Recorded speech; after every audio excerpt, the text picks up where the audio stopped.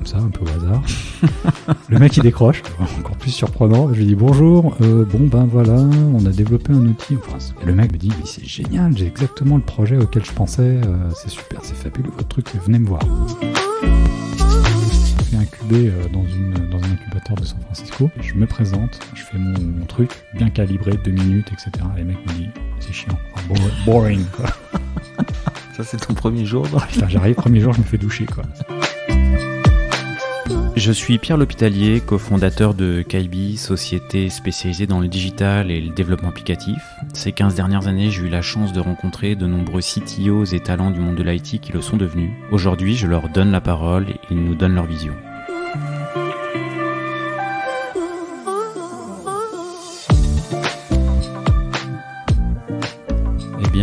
Aujourd'hui, je suis en compagnie de Alexis Agaï, qui est le CTO de Hyperlex. Merci Alexis d'avoir accepté l'invitation. Merci Pierre, heureux de te rejoindre aujourd'hui pour cet enregistrement. C'est avec plaisir. Je commence par le podcast par remercier Michel Dejoux, qui nous a mis en relation, avec lequel j'ai travaillé quand il était chez VP et avec lequel tu as travaillé quand il a fait un passage chez toi. Ah, c'est bon Michel, on le regrette, mais oui, merci encore Michel, si tu m'entends, je te remercie. Un petit message, on attend toujours que tu passes nous voir, mais bon, il sera trop tard, tu seras peut-être passé, voilà. Ah oui, c'est vrai, parce qu'on enregistre quasiment 6 semaines de 2 mois à l'avance avant la diffusion. Écoute, j'ai relu mes notes, parce qu'on avait fait un petit call, on se connaissait pas justement, j'ai relu mes notes, il se trouve que petit 1, je me suis compris, petit 2, je me suis marré. Ça va, tant mieux. donc du coup, je me suis marré effectivement sur les premières... plus que les premières années de ton parcours, mais effectivement, je vais te laisser te présenter, mais tu me parlais des années 2000, ainsi que ton passage... en 2010 dans un incubateur aux US et je pense que va y avoir 2-3 anecdotes sympas. Est-ce que tu peux te présenter rapidement et revenir sur ces premières étapes? Oui, donc effectivement, moi je suis le cofondateur d'une startup qui s'appelle Hyperlex, cofondateur et CTO. Et c'est vrai que j'aime bien me marrer dans le métier. En fait, je suis un passionné, j'aime bien l'informatique. Et en fait, c'est ça qui est assez drôle, c'est que j'aime dire que finalement, moi, mon hobby, c'est aussi l'informatique. Et mon boulot, c'est l'informatique. Donc, je suis heureux dans ce que je fais. Et j'aime bien m'amuser, en effet. Et c'est vrai que dans mes débuts, alors bon, moi j'ai commencé avant 2000, c'était un peu l'époque de la micro, quand j'ai même commencé très, très jeune l'informatique. J'ai vécu cette fameuse révolution et j'ai fait mon service militaire. Je suis un des derniers à avoir fait ça et j'ai rencontré pendant mon service militaire, alors j'étais ce qu'on appelle scientifique du contingent et donc on était avec que des ingénieurs, informaticiens dans une division je sais plus, c'était les télécoms, et on testait du matériel, on faisait à l'époque, moi je m'occupais par exemple de tout ce qui était firewall et cybersécurité du système de l'armée de terre. C'était rigolo quoi. On s'amusait à tester des firewalls. Bon. Et j'ai rencontré une personne qui a été mon futur cofondateur, avec qui j'ai monté une start-up en 2000. Et à l'époque, on était parti sur les débats. Donc, je fais mon service, je fais mon premier job chez EADS. Et finalement, je rejoins ce fameux collègue que j'ai rencontré pendant mon service militaire. Et on décide de lancer ce qu'on appelle... assez jeune, du coup? Ouais, quasi. En fait, j'avais peut-être bossé 1 an. Et voilà, alors à l'époque, je devais avoir 25 ans, peut-être, 26 ans. Je me rappelle plus très bien. Bon, j'étais jeune. J'avais fait le service, donc oui, allez, on va dire 27 peut-être, je sais pas. J'avais moins de 30 ans, c'est sûr. Et on se dit, bon, il se passe un truc, il y a Internet. Alors, c'est vrai que moi, pendant mes études, 94, c'était un peu le début. On s'envoyait des mails, on faisait ce qu'on appelait du talk, c'est l'équivalent du chat, on se connectait de machine à machine. C'était le début de l'Internet, et le web venait juste de démarrer, et mon fameux acolyte me dit, il y a un truc à faire sur Internet, c'est génial, c'est génial. Moi, j'étais plus dans le hardware, je programmais en C, on faisait des trucs chez ADS, on faisait des serveurs de streaming vidéo, on était quand même dans le métal. Lui, il avait vite flairé ça, il était quand même assez visionnaire. Et il me dit, bon, allez... Tu faisais du streaming vidéo chez EADS ? Ouais, on développait des serveurs de streaming. On avait fait des prototypes, par exemple, pour Orange. On avait la télévision autrichienne, je crois, qui était sur le coup pour streamer du MPEG à l'époque. Alors, c'était la qualité, il faut voir le truc, hein, genre 160 sur 100. Enfin, c'était pas... Maintenant, tu regardes le truc, tu fais, attends, c'est 3 pixels sur ton téléphone. Mais bon, à l'époque, c'était balèze. On pouvait streamer des films. C'était pour de la distribution par ADSL. Donc, c'était vraiment les débuts. Hein. C'était perçu comme un différenciant produit. Enfin, je sais plus, je crois qu'Orange voulait proposer ça à ses abonnés pour voir des vidéos à la demande, comme ça, par ce système-là. Donc, on était là-dessus, on faisait des serveurs de PC. C'était déjà assez visionnaire, ça aussi. Hein. C'était trop avant-gardiste, quoi. On allait voir les mecs, ils se demandaient... en 98, 99, ouais. La DSL, ça existait à peine. Il y avait des villes pilotes comme Le Mans, je crois. Et il me semble qu'il y avait Compiègne. Il y avait 2-3 villes pilotes comme ça qui testaient ce genre de solution. Et donc, c'était vraiment de dire, pourquoi on vend du haut débit à des gens qui n'en ont pas besoin, parce qu'à l'époque, on s'échangeait des mails. Et je pense qu'Orange cherchait un truc pour justifier du haut débit. Donc leur idée, c'était de dire, c'est génial le haut débit, vous allez pouvoir streamer des vidéos à la demande, quoi. C'est un peu comme d'hab, hein, comme là, avec la 4G, ils essaient de trouver des raisons de faire passer les gens à la 5G, pardon. À l'époque, il fallait que les gens passent à la DSL, il fallait trouver un truc, une killer app, quoi. Et donc le killer app, c'était ça, mais mine de rien, streamer de la vidéo avec les PC de l'époque, c'était quand même pas de la tarte en tant que côté serveur, j'entends. Et c'était un peu les débuts des technos, Akamai, tous les trucs de cache et tout, on était là-dedans, quoi. Ça, c'était passionnant. Et moi, j'étais vraiment Moi, j'avais plutôt fait des études dans les systèmes d'exploitation. On était sur des serveurs de calcul parallèle. On faisait des trucs avec du C. On était, moi, j'allais dire, un peu barbu. On s'amusait à descendre. On recodait des firmware. On s'y croyait. J'étais avec des mecs formidables, hein, des gars qui... Je me rappelle quand j'ai fait mon premier stage, le chef de projet qui fumait la pipe dans le bureau. Alors, à l'époque, on fumait au bureau. Le mec, il avait sa pipe, il était comme ça, ouais, c'est bien, c'est balèze, là, il y a un truc. Puis il arrêtait pas d'avoir des expressions anglaises, je comprenais rien ce qu'il disait. À un moment donné, il arrêtait pas de dire ça fit. Je comprenais rien, moi je sortais de l'école, il disait ça fit quoi, ça veut dire quoi ce truc. Puis en fait, j'ai compris que c'était l'anglais, bon, j'étais un peu... Bon, maintenant, évidemment, ça paraît un peu absurde. Et ce mec avait fait une recette dans un sous-marin, donc il était descendu dans le sous-marin avec son code, et il était parti sous l'eau, et il codait le truc, et il disait, ah putain...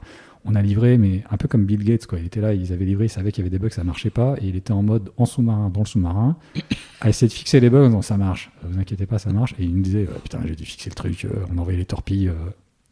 Et c'était un peu absurde, mais c'était comme ça, ils vendaient des systèmes. Quand on y pense, les sous-marins étaient équipés avec ce genre de soft. Enfin bon, c'est n'importe quoi, mais c'est vrai que ça marrait bien, mais bon, enfin lui peut-être pas, mais lui il avait l'air d'être cool, ça avait l'air d'aller. J'ai compris plus tard qu'il était spéléologue, donc finalement il était dans son élément.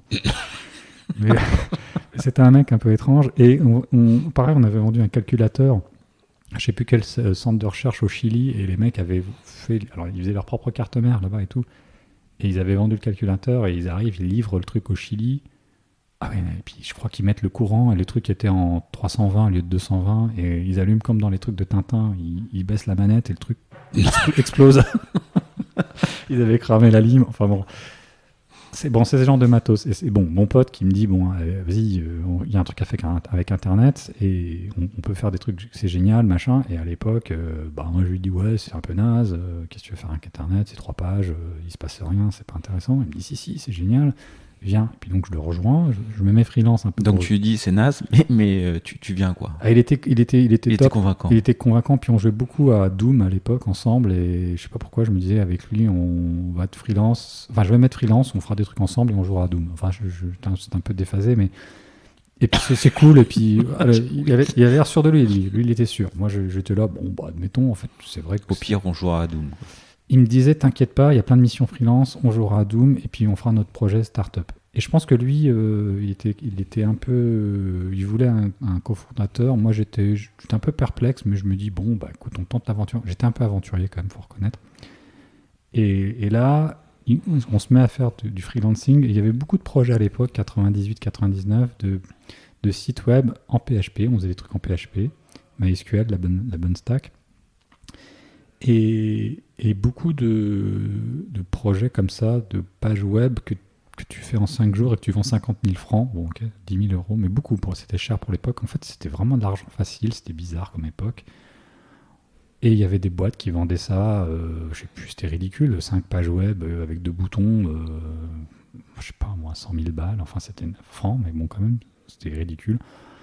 Il y avait plein d'agences qui devaient se faire plein de blé, on va dire, en vendant des projets un peu foireux de start-up. Et c'était pas finalement, tous les mecs qui blaguaient autour des start-up, ils faisaient n'importe quoi avec tous les noms ou c'était vrai, quoi. Il y avait vraiment n'importe quoi. Et nous, ça nous est marré, mais bon, en même temps, on se disait, c'est n'importe quoi.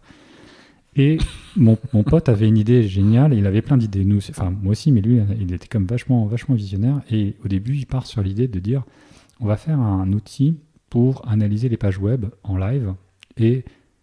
Enfin, non, c'est un peu différent. On va faire un outil pour annoter les pages web et même permettre de surligner dans une page web, dans un bout de texte, et de mettre une petite note pour dire, ça parle de ça, et puis de l'échanger avec des gens. Alors, je crois qu'il y a plein de boîtes qui ont dû faire ça depuis. Mais bon, c'était en termes business. C'est un moteur de recherche, du coup ?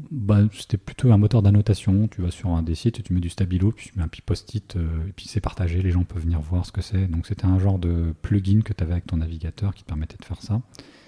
Mais en fait, la valeur business. Alors, mon pote avait des idées, mais en termes de business, c'était pas forcément génial. Mais bon, en termes de business, qu'est-ce que tu veux vendre d'un truc pareil ? Tout le monde s'en fout. Alors, il y a peut-être un mec qui voulait payer, mais bon. Mais en discutant comme ça, on se dit, on pourrait aussi faire un comparateur de prix. C'est-à-dire que tu vas sur Amazon, tu vois un produit qui t'intéresse, puis on te dit, tiens, il est à 10 balles moins cher dans tel site. Et c'était facile, parce que dans ce genre de site, à l'époque, ils faisaient pas forcément gaffe. Il y avait les références qui étaient bien écrites, et tu analysais le contenu, ou tu regardais le titre, ou tu essayais de retrouver ça, et finalement, tu arrivais à trouver l'équivalent dans l'autre site, et dire, voilà, n'achète pas là, voilà.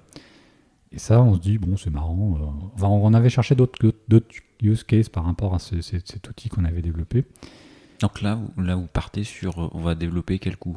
Et voilà, on part sur l'idée de faire en fait l'équivalent de quel coup, mais avec un plugin qu'on se promène et qui en permanence te propose des trucs quand tu te balades sur des sites, d'aller acheter des trucs ailleurs. Donc tu es sur un site qui vend Enfin, tu es même un site de contenu, un blog ça n'existait pas à l'époque, mais bon, un site de journaleux, un site, je sais pas moi, d'un journal connu qui parle d'un produit, on te dit tiens, il est en vente à tel endroit, quoi. Et là, on se dit, c'est sympa, mais comment on fait ? Puis mon pote me dit, j'ai mon oncle, il connaît des mecs, ça s'appelle des Venture Capital, il m'a filé un numéro de téléphone. Je fais, ok, je vais l'appeler, je sais pas ce que c'était. Je prends mon téléphone, donc on est en 99, j'appelle un gars, comme ça, un peu au hasard. Le mec, il décroche, encore plus surprenant. Je lui dis, bonjour, voilà, on a développé un outil, enfin, je sais plus ce que j'ai dit, mais j'étais pas très fameux, quoi, dans ma présentation. Et le mec génial me dit, mais c'est génial, le mec incroyable, quoi. Il dit, c'est génial, j'ai exactement le projet auquel je pensais, c'est super, c'est fabuleux votre truc, venez me voir. Ok, incroyable. Alors je sais pas si j'ai le droit de les nommer, mais bon, allez, je vais dire, c'était Sophie Nova, et je les remercie, le mec était fabuleux, il nous a boosté, quoi. On va le voir, le mec, il voit, on lui fait une démo du produit, il lui dit, mais c'est fabuleux, c'est exactement ce à quoi je pensais. Alors, des fois, je pense qu'il y a des investisseurs comme ça. Les VC, ils se disent, il y a des secteurs, il y a un truc à faire, il faut le faire. Si je trouve une boîte qui fait ça, c'est chouette. Et lui, c'était ça. Il s'est dit, il y a vraiment un coup là, il y a un truc incroyable, c'est ça. Puis nous, on ne comprend pas trop, on avait juste un soft et on dit ok. Et puis il nous dit, est-ce que vous avez un business plan ? Alors, on avait vaguement entendu parler du concept. On avait fait un business plan de 2-3 pages. Ça fait marrer quand même. 4 pages. On demandait 50 000 francs. Bon. On voulait lever 50 000 francs. Le mec, on lui sort le truc. Je sais pas ce qu'il a dû se dire à ce moment-là. Et en même temps, à l'époque, il y avait pas beaucoup de boîtes comme ça. Enfin, il y avait il y avait des multimania, des boîtes qui étaient rentrées en bourse, qui étaient connues. Il y avait eBazaar. C'était pas tout à fait la même temporalité, mais si, c'était à peu près la même période, un peu avant, en fait, on va dire. Il y avait quand même beaucoup de boîtes qui étaient en bourse aux US, en tous les cas. Et là, on lui sort notre truc avec 50 000 balles. Je crois qu'il a bien dû rigoler. Mais quand même, il nous a quand même pas pris pour pas forcément pour des abrutis, parce qu'il nous a dit, c'est génial, il faut que vous alliez aux US vendre votre produit. Je vous introduis auprès de mon collègue aux États-Unis, à San Francisco. On vous paye le voyage, vous allez faire la presse là-bas. Avec mon pote, on se regarde, on fait OK.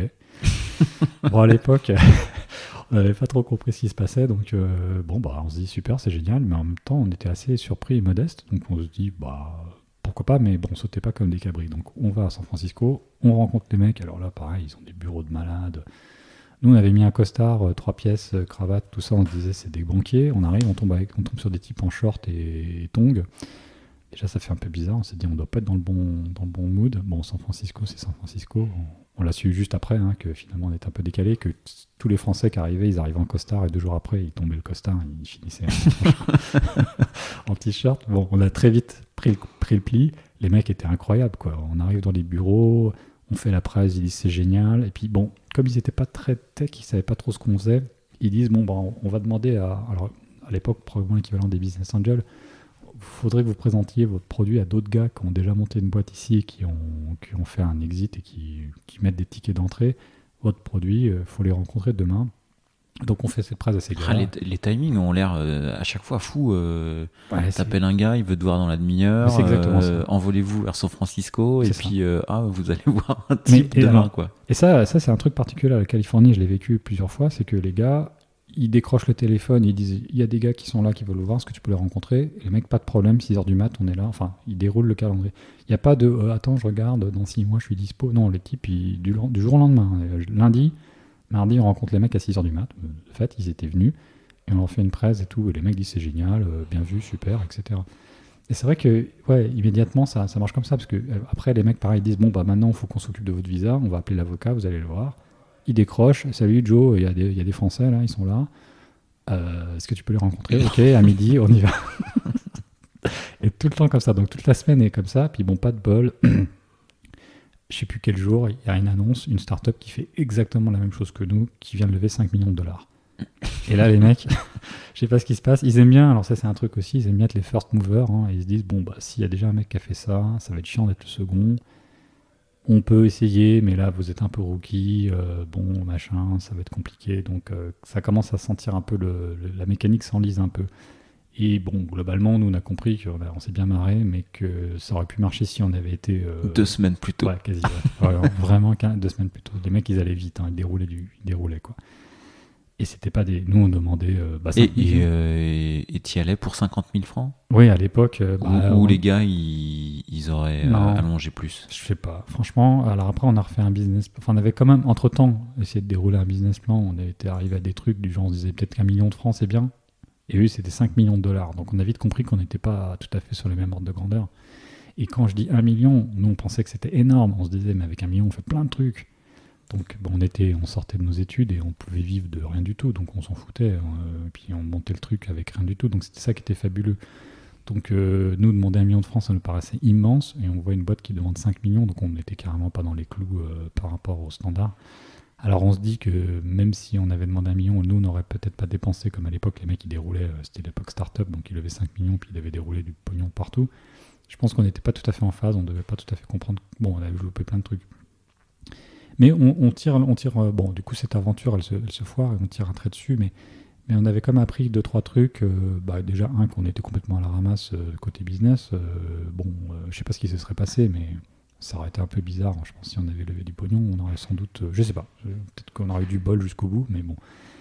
Mais c'était intéressant et donc ça nous laisse, on se dit bon ok c'est pas grave, on a loupé un train, on avait plein d'idées donc on va continuer et puis on continue comme ça.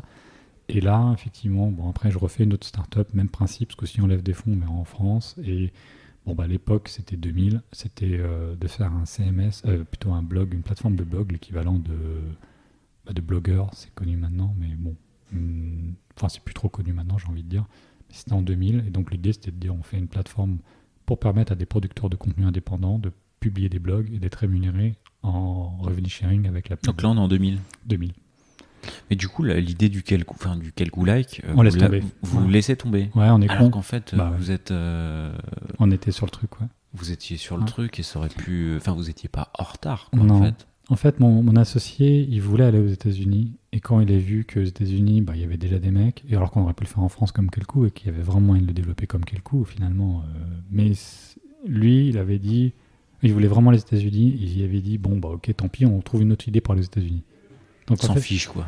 Ouais, et on était persuadés. Et de toute façon, on se disait, de toute façon, regarde, on a débarqué, on avait des charlots, on a déjà trouvé des trucs, donc il n'y a pas de raison qu'on n'ait pas d'autres idées, que ça marche pas mieux que ça. À part qu'en 99, c'est l'euphorie, et en 2000, les mecs, ça commence à sentir mauvais. Et donc en 2000, début 2000, fin 99, début 2000, on lève quand même sur l'idée de faire une plateforme de blog avec du revenu sharing avec les producteurs de contenu. Là, je vois qu'on réalise un business plan qui est génial. Je l'ai encore dans mon étagère. Quand je relis le business plan, c'est exactement ce qui s'est passé en 2010. Toutes les plateformes de contenu, tout ce qu'on avait dit. À l'époque, ça paraissait absurde. On disait il va y avoir des blogs de cuisine, il va y avoir des blogs sur bricolage. En 2000, tout le monde pensait que c'était un truc de techos. Il y avait Slashdot qui était le seul blog à peu près connu, les autres trucs étaient anecdotiques. Tous ces trucs-là sont réalisés. On avait fait une étude en disant il va y avoir tant de pourcents de personnes qui vont parler. C'est incroyable comment on a été visionnaire sur ce truc. Puis de dire qu'on allait financer ça par de la pub et qu'on allait filer de l'argent aux producteurs de contenu, finalement, on réalise que c'est indirectement ce qui s'est passé. Puis en plus, on avait des idées de malades de dire on va partager les commentaires, on va faire un système de discussion.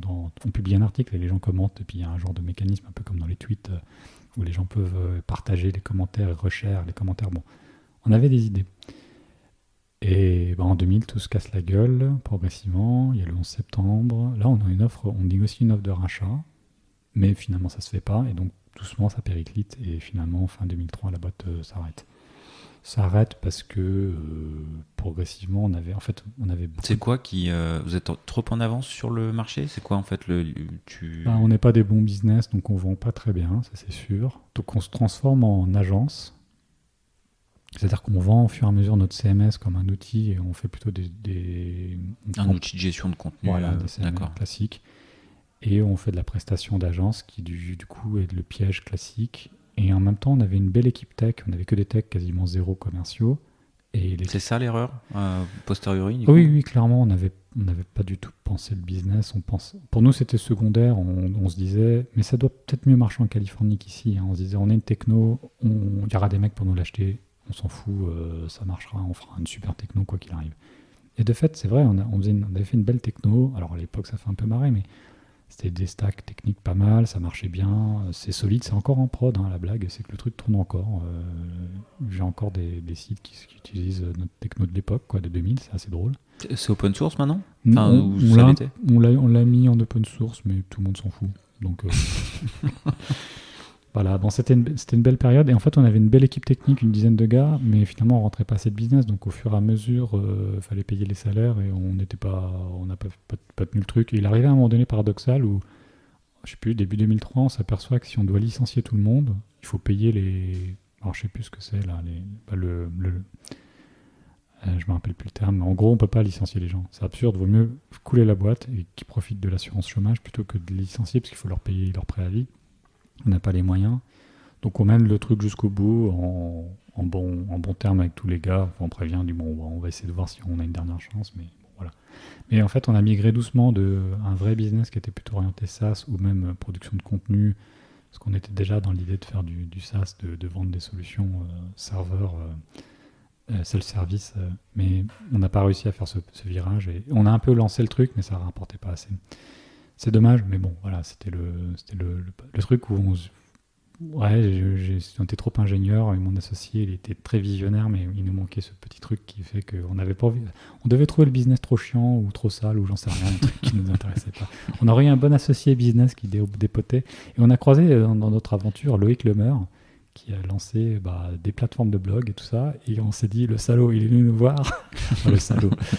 Enfin, on a rigolé, on s'est dit, bon, le mec, il est venu nous voir, et puis il a pris peut-être nos bonnes idées, on sait pas, et il a fait la même chose que nous, et puis lui, il savait l'a vendu. Voilà, il savait dérouler, et donc nous, voilà. Mais on l'a pas ça te sert dans tes expériences suivantes, justement, ça a l'air d'être une vraie leçon analysée, ouais. Ça plante parce qu'il faut pas oublier de vendre le produit, et c'est pas il n'y a pas que l'idée, il n'y a pas que le produit. Quoi. Ouais, c'est la vraie leçon, c'est ça. Donc après, ça va être un truc qui va me poursuivre un peu toute ma vie. Quand je vais faire des startups, c'est ce point-là. Mais bon, après, c'est compliqué parce qu'on aime bien ce qu'on fait. Il y a des choses, des fois, qu'on délaisse un peu. Et donc, je vais accélérer un peu sur mon expérience. Mais c'est vrai que cette expérience startup de 2000 aurait été intéressante. Mais elle était un peu faussée par le fait que l'époque étant euphorique, même en faisant des trucs sans business, et c'est là où on n'a pas vu venir, ça se vendait très bien. Je veux dire, les mecs qui ont fait Multimania, je sais pas, ils n'avaient pas réfléchi forcément à faire quoi que ce soit, ils ont un peu fait tout à l'arrache, et ça a marché. Enfin, ça a marché jusqu'à ce que ça rentre en bourse et que ça se casse la gueule, mais donc ça donnait l'impression, t'en viens pas, fais ton truc, produis ta tech, et ça se vendra, et ça marchera quoi qu'il arrive. Mais en fait, non, c'était pas tout à fait ça, quoi. Enfin, en tout cas, après coup, quand les gens sont retombés les pieds sur terre, ils ont réalisé que faut quand même vendre un produit. Et nous, on n'était pas forcément avec le bon prix, le bon moment, le bon truc. On avait une super techno peut-être, mais tout le monde s'en foutait à ce moment-là. Donc voilà. Mais c'était une bonne leçon, et en fait, ça nous a pas spécialement perturbé parce qu'on s'est dit, pareil, on s'en fout, on a des tonnes d'idées, on trouvera d'autres trucs. On était partis là-dessus.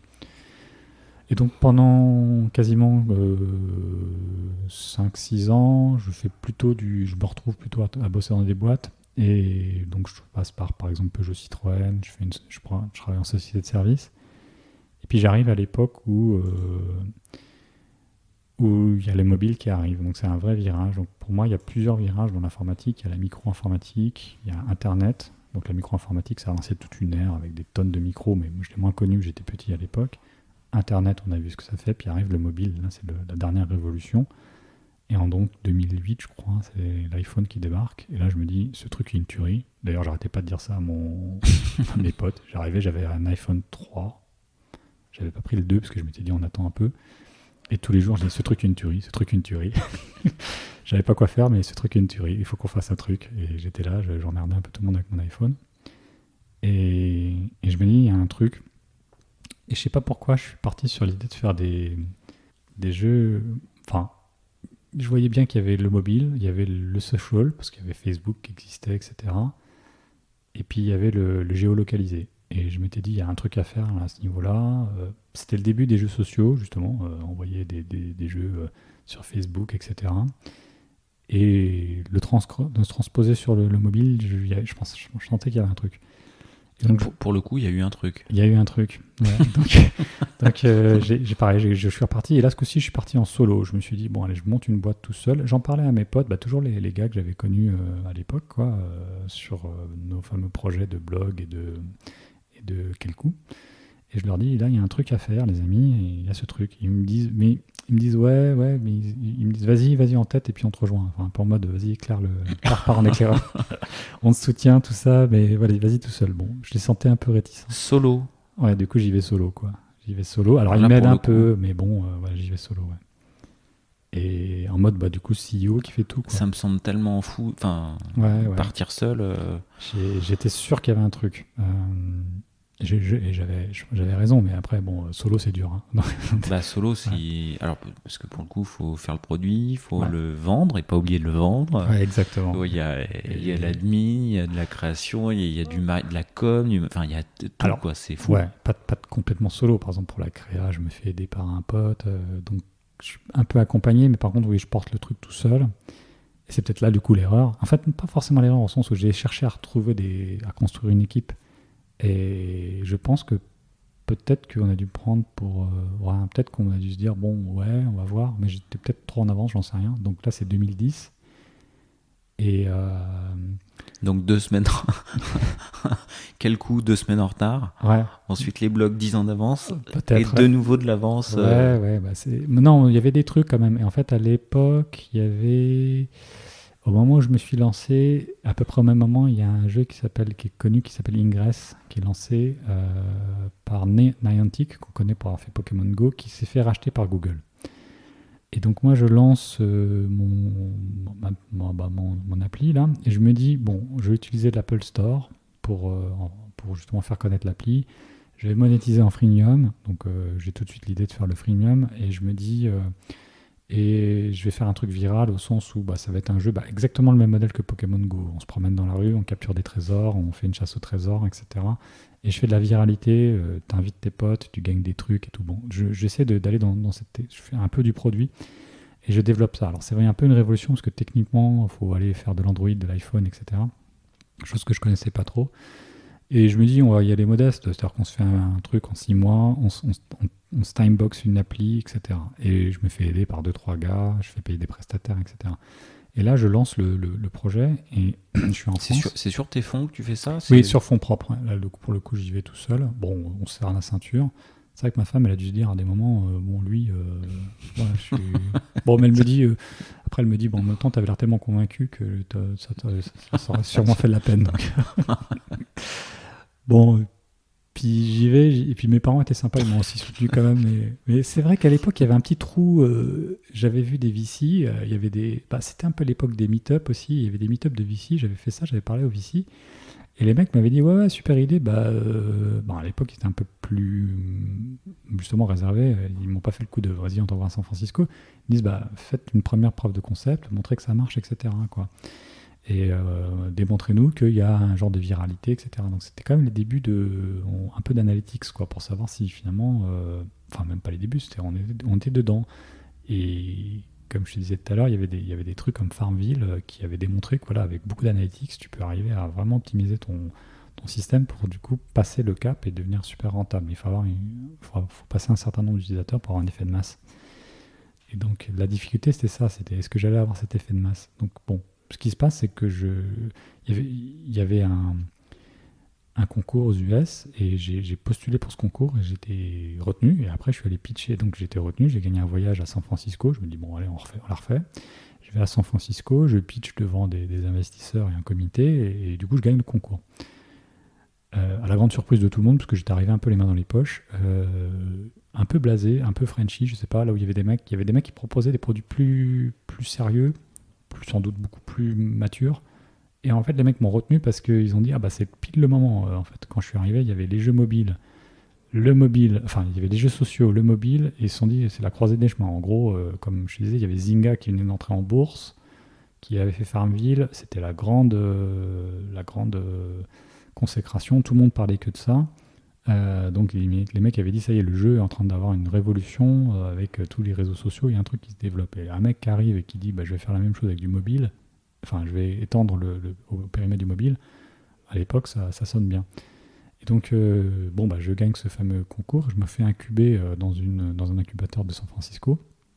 Et là, alors il y avait plusieurs trucs sympas, mais les mecs ils étaient quand même assez péchus. Enfin, il y avait un rythme de malade, mais j'étais dedans, j'avais que ça à faire, donc je faisais que ça. Et donc, je faisais toute la journée, et le soir, j'avais pareil des sessions avec les mecs pendant 2 heures où ils nous présentaient des trucs, ils nous donnaient des techniques. Et donc là, franchement, j'étais bien encadré. Et donc, comme je te disais, je me présente la première fois. Donc, tout de suite, j'arrive, ils me disent bon, bah, première séance, tout le monde va se présenter, parce que du coup, dans l'incubateur, on était une dizaine. Enfin, ils prenaient des batchs comme ça, un peu comme Y Combinator. Mais c'était plus petit, on était une 10-15aine, je crois, de start-up, et chacun passait devant les autres pour se présenter. Donc moi j'étais le français, j'arrive, mais il y avait 2-3 gus qui étaient européens, il y avait des italiens. Je me présente, et pourtant j'avais fait le concours, j'avais pitché devant des VC en anglais, etc. J'avais été coaché, je me présente, je fais mon truc, bien calibré, 2 minutes, etc. Et les mecs me disent, c'est chiant, enfin boring, quoi. Ça, c'est ton premier jour là. Putain, j'arrive, premier jour, je me fais doucher, quoi. Le mec, il dit, putain, mec, t'es chiant, quoi. Enfin, il faut que tu vendes des trucs et tout. Et moi, j'étais là en mode sincère, tu vois. Je disais, bon, alors je fais un produit, un peu comme je suis là, tu vois. Je disais honnêtement les trucs, quoi. Tu vois, je me sentais pas aller en rajouter, quoi. Et après, je vois les autres qui se présentent. Et les mecs, c'est des superlatifs à tous les coins de rue. Il y avait un mec qui avait genre awesome. Il y avait des awesome partout, il y avait des millions de dollars les mecs, chaque mec avait inventé avait gagné le Guinness des records sur un truc, champion de sa rue, enfin que des trucs incroyables, des superlatifs. Et là je me dis ouais, en effet au début les premiers pitchs, quand j'entends les autres, je me dis les mecs sont balèzes. Puis après quelques jours, en réalisant ce qu'ils sont, je réalise qu'en fait c'est un peu du flan. Et je comprends qu'en fait c'est vrai que parce qu'il y avait pas mal de... Et c'est une leçon, ça, du coup ? Ben, je sais pas. Là, je suis très perplexe. Parce que, rétroactivement, je me dis, bon, en fait, c'est du flan, donc c'est du flan. Donc, mais en réalité, quand tu fais des... Alors, il faut peut-être jouer le jeu, c'est ça aussi. Quand tu es dans le bain avec les mecs, il faut jouer le jeu. Sinon tu surnages pas. En réalité, il y avait après beaucoup d'échanges, d'apéros, de trucs, parce que ça se faisait beaucoup. Il y avait des mythes à l'époque, c'était le grand truc. Puis eux, ils organisaient des events, ils faisaient venir les investisseurs, des machins. Et je me dis, bon, si tout le monde se présente avec des superlatifs et toi que tu arrives en mode modeste, en plus en mode français, c'est bon, quoi. Les mecs, ils vont te dire, allez, les chiants, lui, salut, allez dehors. Donc, il fallait être hyper excité, exciting. C'était incroyable, les mecs, ils étaient là tout le temps à te dire, vas-y. Enfin, je sais pas, le moindre truc, oui, j'ai vendu 2 applis. Tu fais, ouais, non, faut pas dire j'ai vendu 2 applis, il faut dire j'ai le record du monde d'applis vendues en le moins de temps possible. Enfin, des trucs, tu trouves toujours une tournure qui fait que ça va être incroyable. Et ça, c'est vrai qu'à un côté, ça donne un mindset, tu deviens vachement plus enthousiaste, tu commences à croire des trucs incroyables. Mais c'est aussi ça qui est un peu dangereux, c'est que dans le lot, il y a plein de mecs comme ça. Tu croises que des gens incroyables, et à la fin, tu te retrouves à te dire, mais t'as du mal à discerner la vérité. Et c'est un problème que j'ai eu sur place après, c'est qu'il fallait que je recrute des gars. Et comme je tombais que sur des mecs incroyables, mais il y avait que des boulets, j'exagère, mais j'ai recruté que des boulets. Non, j'exagère un peu. j'ai recruté des gens, mais ils étaient bien, mais c'était pas incroyable, quoi. Et en réalité, pas du tout même. Et c'était difficile parce que à un moment donné, je me rappelle, on me disait ouais, faut faire ça, faut faire ça. Je disais non, mais il faut arrêter, c'est des conneries, c'est n'importe quoi. Enfin bon, j'avais du mal avec ça. Et quelqu'un me dit mais il y en a marre, tu es tout le temps en train de dire, tout le temps en train de dire ça. La prochaine fois que tu dis que c'est pas bien, tu fous $1 dans le bucket là. Donc je faisais gaffe, j'essayais d'être toujours enthousiaste. Et c'est vrai que c'était vrai que j'étais toujours enthousiaste, mais là, à force d'en rajouter, j'étais un peu perdu. Je savais plus où étaient les repères. Et c'était ça qui était compliqué. Et en réalité, bon, développer un jeu, je me suis aperçu sur place, enfin développer des applis. Quand je suis allé dans l'incubateur, il y avait plein d'autres boîtes. J'ai réalisé qu'il y avait plein de mecs qui faisaient des idées comme moi, qui étaient géniaux, plus ou moins à essayer de trouver une solution, à s'en sortir, à utiliser tous des techniques différentes, mais quand même basées sur le même concept. Et finalement, vu de France, de Paris, on a l'impression d'être un peu unique. On arrive là-bas, il y a un tas de gus qui font un tas de trucs, alors tout un tas de choses. Alors il y a plein de choses débiles, hein. Je te racontais, à un moment donné, je discutais avec un mec, et il me dit, je vais faire je crois que c'était un truc absurde, c'était le Twitter pour les chats. Et en fait, comme tout le monde est enthousiaste, le Twitter pour les chats, donc tu as des chats et tu tweets des trucs de ton chat. Donc tu prends des photos de ton chat et tu fais comme si c'est ton chat qui parlait. Et après, il a vu que je voulais l'étendre à tous les animaux domestiques. Et en fait, tu peux pas dire, mais enfin, tu regardes le mec à côté et en fait, personne ne se regarde. Je fais, mais c'est ok, bon, c'est une bonne idée. Parce que en réalité, il y a des boîtes qui ont cartonné, d'ailleurs, des fois qu'on ne connaît pas. Hein, c'est comme les films que tu vois en France. Enfin, là-bas, tu as plein de films qui passent, tu les vois pas forcément. Il y a des boîtes qui ont cartonné. Bon, je te citais Zynga, en disant que le mec était réputé pour être complètement débile et raconter n'importe quoi. Et pourtant, ils ont réussi. Et les boîtes qui ont marché alors qu'à la base leur pitch était débile, quoi. Ou alors ça sonnait trop bizarre. Même Twitter, tu te dis, le mec il te dit je vais te faire un truc, je vais envoyer des SMS avec des messages de 50 mots. Enfin, ouais. Donc en fait ils sont très très humbles là-dessus et ils respectent toutes les idées, quoi. Toutes les idées. Ouais. Et dans le lot ils savent qu'il y en a, elles ont l'air peut-être absurdes sur le moment, mais finalement c'est vraiment génial et c'est ce qui va révolutionner le truc. Et il y en a, en effet, à la base, elles étaient peut-être pas bonnes, mais en développant le concept, elles deviennent excellentes. Et j'avoue que, ben oui, tu pouvais pas. Il y avait des mecs qui avaient visiblement des super bonnes idées, et c'est là où tu te réalises que l'ampleur de la tâche, elle est loin d'être si simple que ça. C'est pas parce que tu te pointes à San Francisco avec ton idée, et même ta techno, moi je pense que j'étais probablement bien meilleur que la plupart des personnes sur place dans l'incubateur au niveau techno, mais les gars, ils déroulaient plein de trucs. Dans les process, la vente, ils utilisaient des tonnes d'outils. Ça aussi, c'était un truc que j'avais pas du tout l'habitude. Ils utilisaient plein d'outils de metrics. À l'époque, la grande mode, c'était d'utiliser tous les trucs d'analytics qu'on n'avait pas. Ils faisaient de l'A/B testing à tous les étages. J'ai découvert ces trucs-là. Moi, je comprenais rien à ce que c'était. Et puis, bon, à un moment donné, je réalise que les types, ils faisaient jamais de trucs au hasard. Ils avaient vraiment beaucoup plus d'aptitude à réfléchir produit, à réfléchir comment faire que le truc marche. On s'en fout de la techno. Que j'ai réalisé que finalement, mon angle de vue très technocentré de génie des techniques, et je vais faire un produit derrière basé là-dessus en espérant que ça se vende, c'était un peu foiré. Il aurait peut-être, mais après, je sais pas, il aurait peut-être fallu que j'essaie de développer beaucoup plus l'acquisition d'utilisateurs, la rétention. Alors ça, je l'ai compris, hein, et j'ai essayé de le faire après sur place. Mais là, l'ampleur de la tâche était vraiment énorme, quoi. Et donc, enfin énorme, ça aurait peut-être pu fonctionner, mais j'avais pas forcément les bons déclics, et ça nécessitait beaucoup de moyens. Et c'est ça aussi. C'est une deuxième, entre guillemets, deuxième leçon que tu apprends, le fait d'être plus product-centrique. Ouais, c'est plus product-centrique. Et surtout, il y a des moments, il y a des échelles que tu devais passer. Tu peux pas les passer en mode garage. Enfin, ça peut, mais c'est difficile. Et qu'à un moment donné, il faut avoir un coup soit des moyens pour passer au-delà, franchir une étape, ou pas. Ça dépend si tu as du bol. Mais en fait, les mecs qui ont du bol, il y en a finalement pas tant que ça. Et là, c'est là que tu réalises que tu es dans un bain, il y a 10 000 boîtes. Et d'ici, de France, tu as l'impression qu'il n'y en a que deux. T'as l'impression que c'est facile, il y a Twitter, etc. Là-bas, tu t'aperçois qu'il y a 10 000 boîtes et qu'en fait, il n'y en a qu'une qui passe. Tous les autres, elles sont plantées à un moment donné ou à un autre. Donc finalement, c'est loin d'être évident. Il y a un tas de gars qui se lancent là-bas et c'est le meilleur qui va gagner d'une façon ou d'une autre. Enfin, c'était une bonne leçon. Non, la vraie leçon, c'est là où j'ai compris, c'est que tout seul, c'est difficile, ça aussi. D'ailleurs, ils m'ont tous dit. Ah ouais, là, quand tu me disais tout à l'heure, je suis parti solo, ouais. Ça me semble... Ouais, déjà, monter une boîte, c'est compliqué, mais partir seul... J'avais une équipe, on était 4-5, mais j'étais solo founder. Et ça, ils me l'ont tous dit. Tous les VC, alors à chaque fois j'arrivais, ils me disaient alors c'est qui, machin, quelle est ton équipe? Et je dis voilà, je suis machin, puis solo founder, les mecs font c'était français aux États-Unis, solo founder, Ça va être dur. Ça va être dur.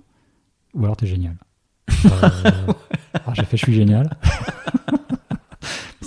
Mais bon, t'as compris, j'étais pas le mec qui... Bon, je me survendais, mais pas à ce point-là. Mais genre, ouais, je pense que ça aurait rien changé. Mais bon, j'avais eu des rendez-vous. Alors par exemple, j'étais allé voir Google et eux, ils développaient les lunettes. Là, je sais pas si elles étaient sorties à l'époque. Justement, ils en parlaient pas.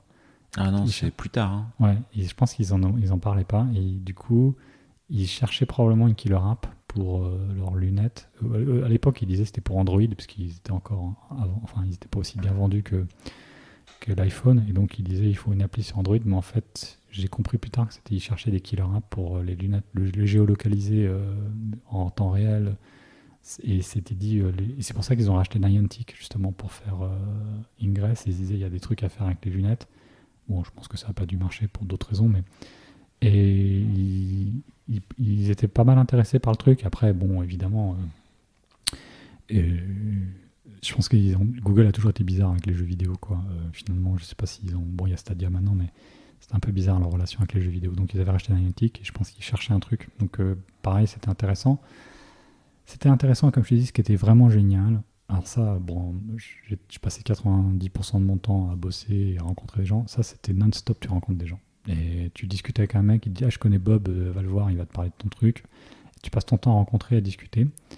Tu fais que ça. Et les mecs sont tous dispo pour un café, un Starbucks, un machin, quoi, n'importe quoi. Et ça, c'est fabuleux. C'est non-stop dispo pour discuter, proposer des trucs, partenariats, machin, en permanence. Ça, c'était incroyable. Non-stop, tous les jours, le week-end, enfin n'importe quoi. Et ça, j'ai pas ça en France. C'est vrai que tu décroches, bon, les gens sont dispo, pas autant que ça. On passe pas notre temps à rencontrer des gens. Et j'aimais bien ça à l'époque, mais en même temps, j'étais, comme tu dis, solo, hein, donc ça me faisait du lien social aussi. Ah ouais. J'avais que ça à faire. Moi, même ma famille était restée en France, hein, mais ma femme et mes enfants, et donc ouais. j'étais parti en éclaireur là-dessus. T'es resté combien de temps J'ai fait 6 mois, parce que le visa s'est arrêté. J'ai pas voulu tenter le visa Founder. Trop cher, et là je pensais que je crois que j'étais trop à risque, j'ai pas pris le risque, ça commençait à coûter cher. Ah, cette expérience là c'est 6 mois hein. Ouais, c'est vraiment en fait l'expérience est plus longue parce qu'il y a un peu avant en France, je fais 6 mois sur place, enfin non, je fais 3 mois, j'attends un peu, je reviens, mais c'est 6 mois aux États-Unis, et après je reste un peu en France, mais après j'arrête. Enfin tu vois, donc c'est une période relativement courte sur la durée totale. Si tu inclus le temps de développement, ça a duré 18 mois tout ça. Mais c'est très court. Intense. Mais quand je suis sur place, oui, j'ai que ça à faire, donc je fais que ça. Et c'est intéressant parce que je me suis fait plein de contacts en très peu de temps et très vite, je les ai tous perdus aussi vite que je les avais eus. Non, c'est vrai qu'ils sont pour ça, c'est incroyable. Mais bon, on rencontrait des gens, ils étaient tous enthousiastes, ça c'est un truc de dingue, et je pense que c'est toujours le cas. Mais le coût de la vie était très très cher, c'était ça aussi qui était difficile, donc tu avais intérêt à tout de suite performer. Donc c'était une course contre la montre un peu sur le temps est limité, l'argent est limité. Et si tu avais poursuivi, femme, enfant, suivait, c'était le plan? C'était le plan, ouais. On était prêt à ça, donc c'était l'étape suivante. Donc, mais il fallait que je sois vraiment sûr de moi, quoi. Et j'avais un gros doute, quoi. Puis ça avançait, puis j'avais un gros doute. En fait, j'avais deux doutes. Je me disais, bon, maintenant j'ai compris comment ça marche. Je peux finalement opérer depuis la France, parce que c'est ça qui est magique avec les stores. Si tu te débrouilles bien, bah ouais. Mais d'un autre côté, on me disait, quand tu étais sur place, tu réalisais plein de choses. Tu discutais avec plein de gens, donc tu comprenais plein de choses. Donc tu avais quand même besoin d'être sur place. Puis à l'époque, on me disait, si tu veux lever des fonds du USA, il faut que tu sois à distance de bagnole de ton VC. Autrement dit, que le mec il puisse débarquer l'après-midi pour discuter avec toi. Tu ne pourras pas lever des fonds aux US sans être aux US et rencontrer les mecs. Bon, maintenant, ça a sûrement changé, mais... Donc, il fallait être sur place pour de vrai, quoi. Donc là, je ne pouvais pas faire autrement si je voulais... Je ne pouvais pas développer depuis la France aux États-Unis. Après, tu me diras, j'aurais pu développer le soft dans d'autres pays, la France, etc. Mais je ne sais pas pourquoi je m'étais mis en tête que le seul moyen de développer mon produit, ça serait par les États-Unis en premier. Parce que je pense que voilà... Du coup, t'as arrêté, ouais. Alors t'aurais pu poursuivre et qu'il y avait... Ouais, je pense que j'ai jeté l'éponge en me disant, bon là, il y a une marge que j'arrive pas à franchir. En fait, j'arrivais à être... Je monétisais, hein, ça rapportait l'argent, mais c'était une pente décroissante. C'est-à-dire que, je sais pas, je finançais... T'étais rentable? Non, justement, je finançais $50,000, grosso modo, en pub. Ça me rapportait $40,000 en revenus utilisateurs. J'arrivais pas à passer le cap et j'arrivais pas à avoir de la rétention. J'avais des mecs qui jouaient. En fait, c'est ça le vrai nerf de la guerre. Et à l'époque, c'était là-dessus que tout le monde bossait. Une appli, tout le monde téléchargeait plein d'applis en permanence. Il y avait une offre pléthorique de jeux divers et variés, mais même autres que des jeux. Hein. Ouais, et puis tu joues, et puis tu jettes. Tu joues, tu jettes. Et en fait, j'arrivais pas à créer une grosse rétention. Les mecs, ils jouaient. J'avais 2-3 gus, tu vois, qui arrivaient à passer des heures, voire des week-ends, des semaines. Puis, au bout de 3 semaines, bah, ils avaient terminé, quoi. C'est un peu comme... Et j'arrivais pas à avoir les viralités qui faisaient qu'un mec me rapporte 1,1 utilisateur. C'était en permanence, en décroissance. Donc je devais refinancer de l'acquisition par de la pub, par des mécanismes divers et variés. Puis il y avait différentes techniques. Il y avait des techniques pour essayer d'être dans le classement de l'Apple Store qui faisaient qu'il fallait artificiellement créer des downloads. Enfin, c'est des machins qui sont connus maintenant, mais à l'époque, c'était un peu les trucs de gros hackers, comme on dit. Il fallait arriver à faire des coups de pub. Alors, il y avait par exemple le truc qui s'appelait Free App a Day, qui était un truc qui te permettait de, pendant un jour, tu disais que ton appli était gratuite, mais elle était déjà. Mais bon, enfin, c'était une façon de faire, quoi. Donc tout le monde se mettait à télécharger ton appli. Du coup, tu rentrais dans les classements de l'Apple Store, dans les 5 premiers de ta catégorie. Du coup, les mecs téléchargeaient et par enchaînement, bah, ils jouaient, ils rapportaient des joueurs, ça maintenait ton cap et tu réinjectais de temps en temps de la pub pour être toujours dans le top 5 des applis, quoi. Donc il y avait cette technique très industrielle d'essayer non pas de garder tes utilisateurs par le produit, par la valeur intrinsèque enfin la qualité intrinsèque de ton jeu, mais juste par des mécaniques de pub, etc., qui ferait qu'à un moment donné, avec la masse critique de joueurs que tu aurais sur ta plateforme, automatiquement il y aurait du player versus player qui créait le jeu tout seul. Parce que c'était ça l'idée, c'est que les joueurs, ils jouaient entre eux, ils devaient se rencontrer et se fighter, entre guillemets, s'affronter dans un univers entre guillemets virtuel, mais transposé dans le monde réel. Donc c'était le principe, je ne sais pas si c'est intéressant d'en parler, mais c'était un peu comme Pokémon Go, tu étais dans le monde réel, mais tu avais des joueurs qui s'affrontaient pour de vrai sur des lieux physiques, par exemple pour prendre possession d'un territoire, comme fait Ingress. Hein. Et donc, s'il y a 3 joueurs dans ta ville, ça va pas générer des masses d'intérêt. Bon, s'il y avait une place de marché, t'échangeais des objets rares, etc. S'il y a 1 million de mecs dans ta ville, bon, c'est sûr qu'il va se passer un truc. Donc on savait qu'il y avait certains endroits, moi je voyais bien, il y avait des endroits, des villes, où il y avait beaucoup de joueurs à un instant, il y avait une mayonnaise qui prenait, puis ça s'écroulait. Et c'était dur à hacker ce truc-là. Et finalement, est-ce que j'aurais pu le hacker? J'en sais rien. Tu vois. Est-ce que ça aurait peut-être été un coup de bol? Tu vois. J'aurais pu peut-être avoir 1 million d'utilisateurs pendant un mois, et puis dire je revends la boîte, et puis après automatiquement le truc s'écroule derrière. Et les mecs qui connaissaient ces métriques, ils savaient ce que c'était, les investisseurs, ils savaient qu'il y avait des métriques, la rétention, la viralité, tout ça, c'était bien connu à ce moment-là. Parce que c'était des trucs bien connus des jeux sociaux. Et donc, ça, c'est difficile. J'étais en viralité, mais à 0,9, tu vois. J'étais pas à 1,1. Donc je réinjectais sans arrêt de l'argent. Et bon, à un moment donné, tu jettes l'éponge, quoi. Tu jettes l'éponge. Et j'arrivais pas... les VC, tu leur dis ça. Enfin, les investisseurs, tu leur dis que t'es pas à 1,1. Ils étaient un peu perplexes. Et bon, ça, plus plein d'autres facteurs qui font qu'ils attendaient le moment. Ils disaient, ouais, c'est pas mal, mais à quel moment... Et à un moment donné, j'ai dit, bon, je vais pas passer ma vie à faire ça. Et je le sentais de moins en moins. Peut-être parce que j'étais fatigué aussi, j'ai beaucoup bossé à ce moment-là, quoi. Je crois que j'ai eu des journées incroyables, mais bon, en même temps, incroyablement fatigantes aussi, quoi.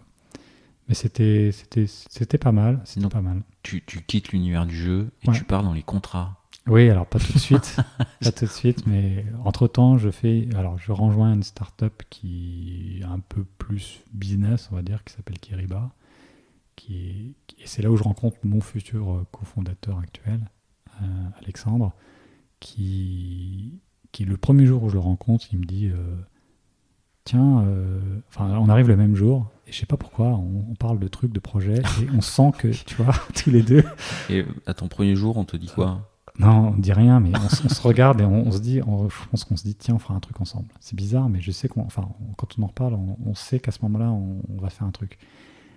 Et lui, il est comme mon premier cofondateur, il a plein d'idées, moi aussi, mais plutôt tech. Mais lui, il a plus des idées, peut-être un peu plus une petite fille business, mais on reste quand même 2 ingénieurs. Hein. Et donc le temps passe, hein, donc je te fais courte, mais effectivement, on mène chacun notre truc, et on se retrouve en 2016 en se disant, bon là, on a bien roulé notre boss, ce coup-ci on fait un truc, quoi. Et là, on se dit, alors c'est 2017, pardon, on se dit, on va être malin, ce coup-ci, on se met d'accord, on va faire des MVP, on se donne 1 mois, et tous les mois on sort un produit différent, on teste le truc, et si on voit qu'il y a une traction, on reste sur l'idée. Donc on lance plein d'idées, de projets comme ça. Et on se dit à chaque fois en timebox 1 mois. Donc on se met au chômage, on a du bol, on est au chômage. Ça c'est merci le Pôle emploi, premier financeur de start-up de France. Je veux dire, franchement, ça c'est un truc, ça nous a... je ne sais pas si ça existait à l'époque, mais bon là, vraiment ça nous aide. Donc on se dit, on se met au chômage et on se fait on est au chômage et on se fait ces MVP jusqu'à ce qu'on trouve un truc où on sent qu'il y a une vraie traction. Donc on fait plusieurs projets comme ça. Et comment tu la mesures ta traction? Par exemple, on fait de la pub sur Google et si on voit qu'il y a des mecs qui s'inscrivent pour avoir une démo, on en déduit que ça va marcher et après on dit combien, je sais pas, on demande un carte bleue du mec, tu vois, et le mec s'il dit ok je vais payer, bon après on ne demande pas son numéro, on réalise qu'il y a des mecs qui sont prêts à aller jusqu'à une transaction, bon ils n'ont pas encore rentré leur carte mais on réalise que voilà, et on fait des pages très simples comme ça, on s'aperçoit qu'il y a une traction. Alors typiquement à l'époque on se dit on va faire un système c'est la grande mode en 2017, on voulait faire une banque, on voulait faire l'équivalent de Conto. C'était une des idées qu'on avait. C'était pas idiot? Non, c'était pas mal, mais il y avait déjà Conto. Enfin, non, ils avaient la même idée que moi, mais ils avaient un peu d'avance, 6 mois d'avance. Et on se dit, c'est bien de faire une banque, mais il faut quand même trouver les clients. Comment on va trouver les clients? Donc on se dit, on va tester le truc, on va faire de la pub, et puis on va dire, on va faire une page web, une landing page, et on va attaquer le problème plus, parce que Conto, c'est les entrepreneurs. On va dire, vous êtes entrepreneur, on va vous aider à créer votre start-up, enfin, vous aider à créer votre boîte, plutôt, et on va vous simplifier la procédure en 3 clics, voilà. Et on vous automatiquement crée un compte bancaire, on vous crée un compte chez un système de comptable en ligne, et on vous fait tous vos statuts clés en main en 2 temps 3 moments. Vous n'avez pas grand-chose à faire, 3 formulaires et c'est bon. Et on lance cette idée, c'était facile, il suffit de faire une page web, 2-3 formulaires et on saisit le truc, et après nous on fait derrière tout à la main, quoi. Et on lance le truc et ça marchouille. Mais bon, du coup on a compris que ça c'était pas forcément une bonne idée, parce qu'en fait il y a plein de concurrence. On s'aperçoit que sur l'idée paraît bonne comme ça sur le papier, tu te dis c'est chouette. Enfin moi une fois tu te dis je vais me lancer une boîte, s'il y avait ce service ce serait sympa. Mais on réalise que la difficulté, c'est pas tant de proposer le service, c'est de se faire connaître. Différenciant, quoi. Ouais, se faire connaître. Et tu cherches sur Google, créer sa société, il y a 4000 offres. Pour monter dans le moteur de recherche, mais avec de la pub, il va falloir s'accrocher, quoi. Donc on se dit, bon, là, la bataille, ça va pas être possible, ou alors il faut qu'on ait les poches très très profondes pour faire de la pub et passer toujours devant. Et en amorçage, c'est pas possible, donc on laisse tomber, on se dit, ça va être difficile. Puis on fait comme ça 2-3 projets. On en a fait un qui marche encore, qui est pour faciliter les demandes de visa en France, parce qu'il n'y a pas de procédure. Et là, c'est avec des avocats, on bosse le truc. Et là, pareil, on s'aperçoit que là, ça marche bien. On arrive à être bien référencé quand les mecs cherchent sur Google. On est dans les premières pages. On fait de la pub, la pub est pas chère, parce qu'il y a peu d'offres d'enchères. Donc on a un bon truc. Et on arrive à avoir tout de suite des mecs qui remplissent les dossiers, qui demandent du coup à ce qu'on les assiste dans la démarche d'obtention de visa. Plutôt dans la demande de contestation de refus de visa. Mais on ne se lance pas là-dessus, parce qu'on s'aperçoit que c'est pas forcément un gros business, la difficulté, et c'est là c'est marrant. C'est là que c'est vachement bien de faire ça, parce qu'en 1 mois, on comprend tout de suite la vraie difficulté. C'est pas, le business, il est mortel, il y a une vraie demande de malade, mais la vraie difficulté, c'est que les mecs sont à l'étranger, et il faut qu'ils payent en carte bleue. Et quand tu es, je sais pas, moi, en Russie, tu dois payer un mec en France, en fait, c'est très difficile. Parce que Stripe refuse le truc, les mecs n'ont pas les moyens, ils n'ont pas de carte bleue. On réalise qu'en Europe, on a un système qui est vachement bien, aux États-Unis aussi, mais quand tu es dans d'autres pays, et généralement les personnes qui demandent un visa pour venir en France, ils ne sont pas forcément en France. C'est l'idée. Ou peut-être ils sont dans des pays pas forcément évidents, l'Équateur, je sais pas quoi. Enfin, il y a des difficultés pour les paiements, et la vraie problématique, elle est là. C'est comment les mecs vont payer le service, quoi. Et ils n'y arrivent pas, ils ont du cash, ils disent j'ai de l'argent, je vous l'envoie, j'ai du cash. Non. Ou ils ont des devises foireuses. Donc c'est difficile, quoi. Donc c'est ça en fait la vraie problématique, c'est comment les gens vont. Enfin on a vite buté sur ce problème. Et on s'est aperçu que le marché était immense et dès que les mecs arrivaient au paiement, ils n'y arrivaient pas. Et on avait des tonnes de trucs, de problèmes des tonnes. On avait beaucoup de dossiers, mais les mecs, ça marchait pas. Et on a amélioré notre tunnel très rapidement, on a mis le paiement tout de suite pour être sûr que les mecs ils comprennent que c'est comme une condition sine qua non, on ne rend pas les services gratuitement pour que le type soit pas frustré, mais quand même on avait un peu optimisé notre tunnel et voilà, donc ça marche quand même, mais c'est pas le méga business. Mais en discutant avec plein d'avocats, parce qu'on discutait pas mal sur des sujets d'avocats et de notaires, on réalise que y a un vrai sujet. On s'aperçoit que la profession juridique, elle est quand même pas forcément bien équipée en logiciel. Il y a pas grand-chose. Et ce qui existe, c'est pas mal, mais enfin, c'est pas génial. Voilà. C'est pas génial pour 2 raisons. D'abord, les juristes, et alors, là on en a un peu aussi, on a un peu morflé aussi avec ça. Les juristes, c'est pas des informaticiens, c'est pas des techos. Si tu leur donnes un outil de techos, genre SAP, même Salesforce, l'interface elle est rédhibitoire, donc ça marche pas très bien. L'UX des outils de gestion, c'est pas génial. Il faut un truc simple. Il faut que ce soit facile pour eux d'utiliser leur outil. Puis après, il n'y a pas d'outils. Ils utilisent Word, ils utilisent Excel, terminé. Mais après, les outils plus de gestion, c'est pas forcément leur truc. Et puis, à cette époque-là, en 2017, il y a un sujet qui nous taraude un peu. On se dit, il y a du texte, il y a du contenu, et on travaille avec des notaires, et ils nous demandent de faire une mission sur l'analyse de documents en masse, parce qu'ils nous disent au début, moi je me rappelle de ça, mais c'est pas forcément ce qui a plus marqué mon associé, mais on discute avec des notaires et ils nous disent, on a eu une opération de rachat de parc immobilier, on a eu 50 000 documents analysés, ça nous a mis 6 mois à 10, on stabilotait les trucs, on a passé la nuit dessus, c'était fastidieux, il y avait des tonnes de documents, c'était horrible. Donc on se dit, il y a du machine learning, il y a peut-être moyen d'optimiser certains process, et on fait une mission pour des notaires de la Chambre de Paris qui avait du volume à traiter, et on s'aperçoit qu'il y a certaines tâches qu'on peut automatiser avec du machine learning. On se dit, il y a quand même un sujet. Qu'est-ce que tu peux automatiser, par exemple ? Typiquement, en l'occurrence, eux, c'était anonymiser des données dans des documents de déclaration fiscale. Donc, c'est des documents qui ont tous un peu la même tronche. Il y a toujours les mêmes types de notation, parce que c'est assez formaté, et il faut enlever certaines données masquées ou caviardées, je sais pas, tu vois. Ouais. Et enlever le nom des, peut-être, je ne me rappelle plus exactement, mais le nom et certaines pages et certains paragraphes, anonymiser ça. Et ça se repère assez facilement avec du visuel, c'est toujours la même tête, c'est des formulaires administratifs, des trucs comme ça, et tu peux facilement automatiser ça. Et les mecs, au début, ils étaient partis pour le faire à la main, l'administration fiscale avait commencé le truc, ils avaient 2 500 000 documents, ou 3 millions, je ne me rappelle plus, à traiter à la main, ils avaient pareil une équipe de, je sais pas, 10 fonctionnaires qui bossaient dessus, et ils avaient calculé qu'ils en mettraient 10 ans, enfin, je sais pas, un truc de malade, quoi. Donc ils ont été malins à Bercy, ils ont dit finalement on fait pas, on passe au notaire, c'est vous qui vous en occupez. Les notaires ils ont fait merci, et en plus ils ont foutu une deadline le notaire, ils ont dit jusqu'à 2000, je sais pas combien, 2018 on veut que ce soit fini. Et les notaires ils ont fait zut, nous c'est pareil, on n'est pas meilleur que vous, quoi. Et ils nous ont parlé du truc, et là nous on a regardé, on s'est fait aider par des mecs spécialisés, et on a vu qu'il y avait cette opportunité de faire du traitement avec du machine learning. Et à l'époque, on bossait aussi sur d'autres sujets avec le machine learning. J'avais demandé, on s'était lancé, et il y avait un stagiaire qui nous avait rejoint. On n'avait pas encore monté une boîte, hein.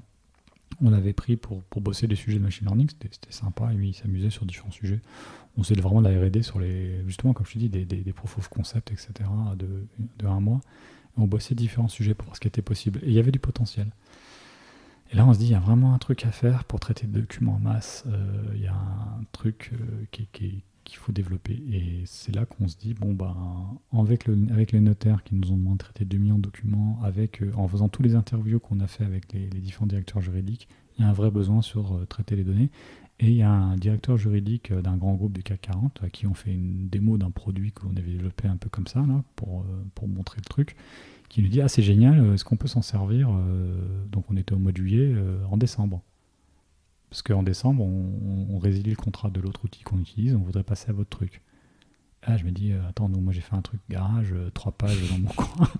Là, il y a un mec du CAC 40 qui me demande de faire des trucs. Je peux pas, là, c'est pas possible, quoi. Donc, on réalise que il faut qu'on accélère, quoi. On arrive à avoir des mecs qui sont intéressés par le produit, qui sont, je dis pas prêts à signer, mais qui suscitent un vrai intérêt. Donc, on se dit, il faut y aller, quoi. Donc, on a déjà des contrats comme je te dis avec les notaires, tout ça. On a déjà lancé 2-3 protos. On a des personnes qui sont intéressées. On se dit, on se lance. Et donc là, on fait une levée de fonds et on lance Hyperlex, donc la boîte avec mon associé là, que j'ai cofondé. Et donc, je suis CTO de cette boîte. Et donc, je suis CTO, co-founder, ce qui est un truc un peu bizarre. Enfin, un truc un peu classique, mais c'est-à-dire que j'ai codé les premières lignes de code, malheureusement, pour ceux qui passent après. Bon, mais Pourquoi malheureusement? parce qu'au début, tu dois aller vite, donc forcément, et puis au début, tu codes. Ah, pas parce que tu... Parce que je pense que je suis quelqu'un qui fait les trucs. Ma force, c'est d'aller vite et faire les choses, les bons protos rapidement, mais après, il y a une deuxième étape qui est peut-être d'aller plus sur la durée, sur un truc qui scale mieux, qui monte, plus modulaire. voilà, qui soutient mieux la charge et tout. Coup de bol, j'ai un peu de bouteille, donc il y a 2-3 trucs sur lesquels je fais attention quand même au début. Mais l'équipe se constitue relativement doucement. On arrive à première année à être une dizaine à la tech, ce qui est quand même pas mal. Pas mal de gens en machine learning quand même. Donc un monde un peu séparé, mais bon, on arrive à développer doucement l'application et finalement on vend et on fait une vraie série A en 2019 et en fait la machine commence à décoller, il y a des clients, ça rentre, etc. etc. Et le démarrage de la première année, c'est un sur... peu, ouais, c'est première levée plutôt seed. Et on a une petite levée de fonds, 1 million, et ça nous permet de nous lancer. Pour monter une équipe de 10 personnes, c'est sur du site, quoi. Ouais, c'est ça. Ouais. Ok. Et après, on a nos premiers clients, notre ARR, enfin notre revenu récurrent, nos abonnements. On a mis en place un peu un début de process commercial. On a une équipe Donc directeur cette fois-ci, technique. t'as pas oublié de vendre. Non, en fait, mon associé, il a tout de suite ça en tête. On fait bien attention, encore que, tu vois, on se laisse un petit peu prendre par le temps. Parce que on veut toujours faire les trucs trop, enfin toujours pareil les ingénieurs, mais on a tout de suite la dimension produit, c'est-à-dire que là il y a quelqu'un, enfin mon associé s'occupe du produit au début, il y a quelqu'un qui s'occupe à plein temps et on se fait assister, on a des mecs à l'UX aussi qui bossent, parce qu'on comprend qu'en face on a des gens qui sont pas du tout techos et que là si on fait pas un très gros effort produit pour bien penser le besoin et aussi l'ergonomie, et associer ça avec du machine learning, ça va pas marcher. Et donc le machine learning, c'est en fait le coup de billard à deux bandes. On sait que au début ça marche pas mal, mais que si on veut que ça marche vraiment bien, il faut qu'on analyse des tonnes de contraintes, parce qu'on comprend très vite que ce que tu vois dans la presse avec Google qui fait des miracles, c'est bien, mais c'est parce qu'ils ont un fond de contenu qui est monstrueux. Nous, on va démarrer sur des contrats avec du contenu un peu plus spécialisé. Alors on peut s'appuyer sur les modèles justement qui sont proposés par Google pour démarrer, pour faire l'analyse de texte, mais très vite, la compréhension du contenu des contrats, c'est un truc qui est spécialisé, donc c'est forcément, ça va se baser sur les contrats de nos clients, et donc il faut qu'on acquiert du contrat, qu'on apprenne dessus, et quand on dit apprendre, c'est montrer à la machine que tel paragraphe, ça parle de ça, que tel brin de texte, c'est, je sais pas, l'adresse du gars, que tel truc c'est le montant du capital, etc. Donc faire de l'apprentissage supervisé avec des personnes qui vont labelliser. Et on se dit, c'est nos clients qui vont labelliser assez naturellement, mais en réalité nos clients non, ils attendent que ça marche tout de suite. Donc il faut qu'on ait un coup d'avance sur eux. Et on réalise aussi que ça va pas être forcément si simple que ça, parce que y a une diversité dans la rédaction, chacun aime bien rédiger à sa façon les trucs.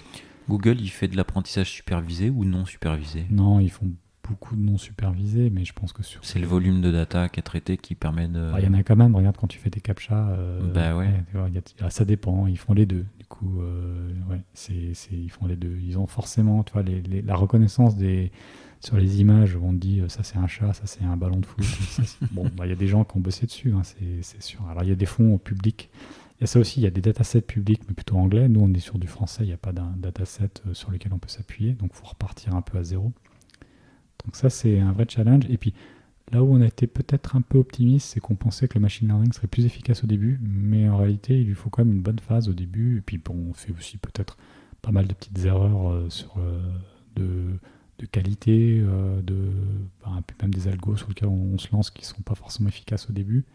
On rigolait au début parce qu'on avait utilisé des algos de machine learning assez poussés, avec des réseaux de neurones profonds, etc. Puis on prend l'algo tout pourri à côté qui fait juste un truc statistique et il est meilleur. Donc on se dit c'est quand même un peu ridicule. Force est de constater qu'après coup, après des années, après 5 ans, oui, maintenant ça paye. On a du contenu, on a beaucoup de données labellisées et là, oui, vraiment, le machine learning a appris et arrive à être efficace. Mais c'est vrai qu'au début, entre les statistiques qui font des choses assez bêtes et méchantes, et le machine learning qui apprend mais qui désapprend parce qu'on lui montre des exemples contradictoires, il a du mal. Mais au bout d'un moment, à force d'avoir des exemples, là, il devient de plus en plus efficace. C'est quoi les use cases sur lesquels, du coup, vous êtes aujourd'hui très efficace ? il y a des trucs sur lesquels on est super efficace qui sont les grands classiques dont tout le monde a besoin, on est très, très efficace. Par exemple, tout ce qui est date de début, enfin, tout ce qui est dans les contrats qui sont les classiques du genre, les parties contreparties, enfin, les parties prenantes, les montants et les dates, les échéances, qui sont assez critiques en général, les reconductions tacites ou pas, qui sont souvent ce sur quoi tu veux être alerté, la base de la base, quoi. En fait, tu veux savoir quand est-ce que ton truc arrive et quand est-ce qu'il faut peut-être soit résilier, soit relancer en fonction de quel côté tu es. Ça, c'est la base et ça fonctionne très bien. Après, il y a des cas particuliers, il y a des cas un peu plus spécifiques, des clauses, tu vois, les clauses de confidentialité, les clauses de confidentialité, de cas de force majeure. On a eu ça avec le Covid. Tu vois, il y a des choses sur lesquelles on est bon aussi et qui sont souvent des grands classiques dans tous les contrats que tu retrouveras partout. Donc ça, c'est des machins, enfin c'est des parties de texte, enfin des parties de contrats qu'on sait bien analyser. Et on s'est aperçu que la tâche était compliquée, hein. Il y a plusieurs étapes. Faut arriver souvent, on avait des scans. Les scans, il faut faire de l'OCR. Du coup, dans l'OCR, il faut repérer des paragraphes pour savoir que ça, c'est un paragraphe, ça, c'est un paragraphe, qu'il y a un enchaînement de mots avec des phrases. Ça, c'est des challenges auxquels on ne s'attendait pas. Puis souvent, on a au début, on avait beaucoup de vieux documents mal scannés avec plein de fautes d'orthographe. Du coup, la machine, elle apprend avec des mots mal formés. Donc, il faut l'apprendre à la rendre robuste par rapport à ça. Donc, ça a été un truc sur lequel on a on s'est vraiment amélioré au fur et à mesure des années. Et finalement, on a réalisé qu'au bout de 3-4 ans, là, il y avait un vrai bénéfice. On commençait à avoir une longueur d'avance sur tous les outils sur le marché. Et on se dit que, par exemple, sur le français, on est vraiment là, vraiment largement devant quelqu'un qui débarque et qui prend les algos comme ça.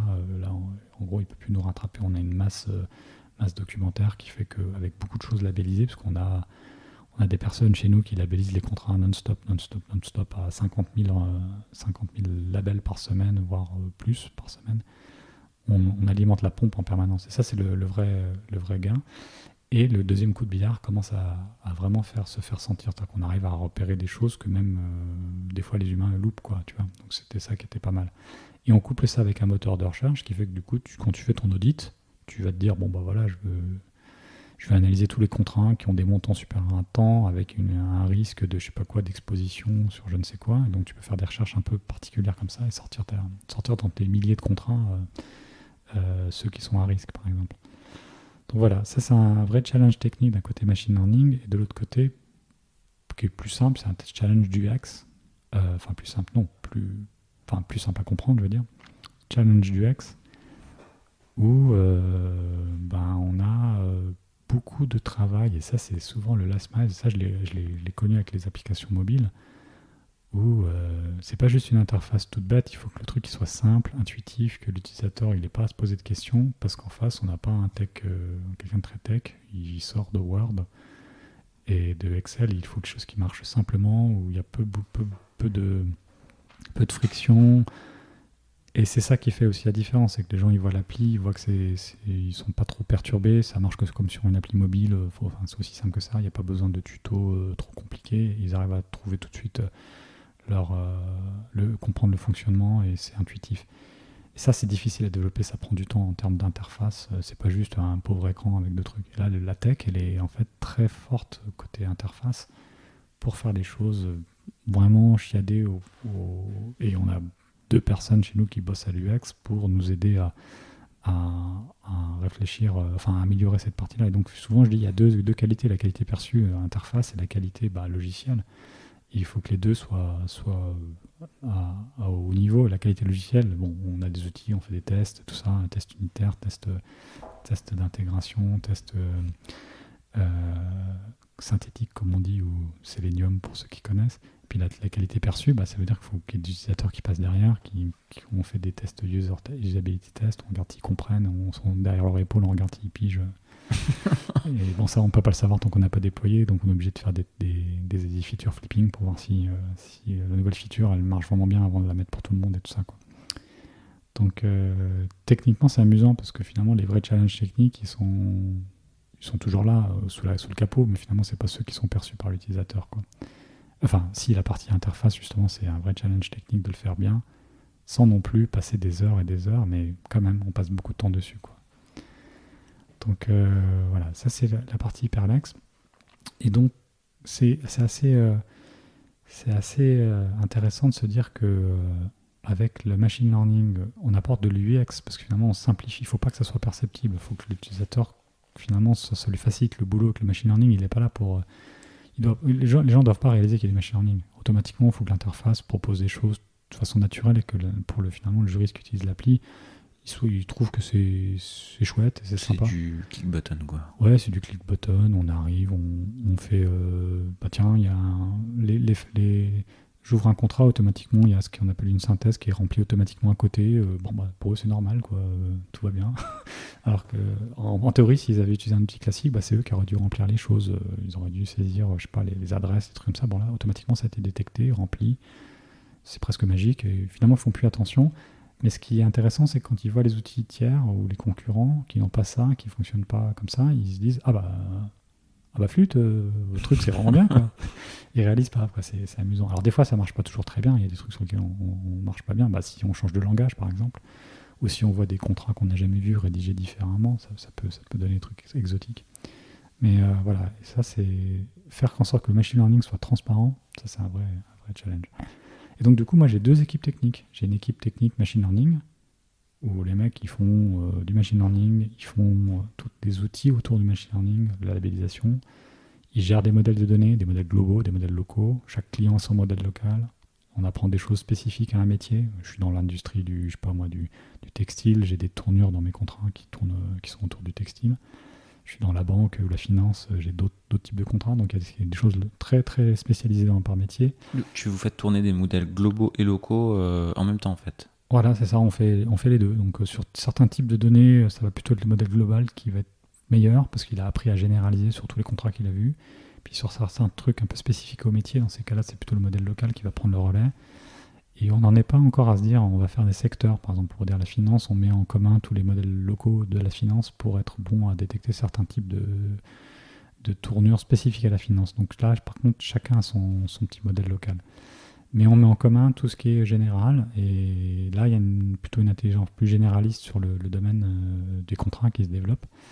Et après il y a toutes les langues aussi, donc avoir...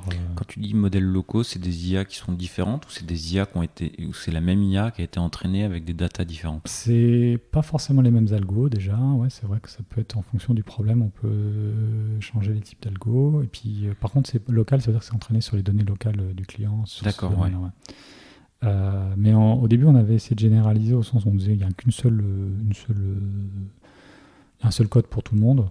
Puis on s'est aperçu que en fonction de ce qu'on cherche, par exemple des montants, des choses comme ça va être un peu, on va spécialiser un peu. Donc on va plutôt utiliser tel ou tel algo, tel ou tel réseau de neurones. Et donc à la limite presque, on pourrait aller jusqu'au niveau de détail de dire chaque type de données a un type d'entraînement particulier. Mais il y a un mix, on fait un peu de tout, on essaye différentes choses à chaque fois. Et finalement, il y a ce qu'on appelle les arbitrages, il y a plusieurs modèles qui se challengent et on prend celui qui a les meilleurs résultats en fonction du problème donné.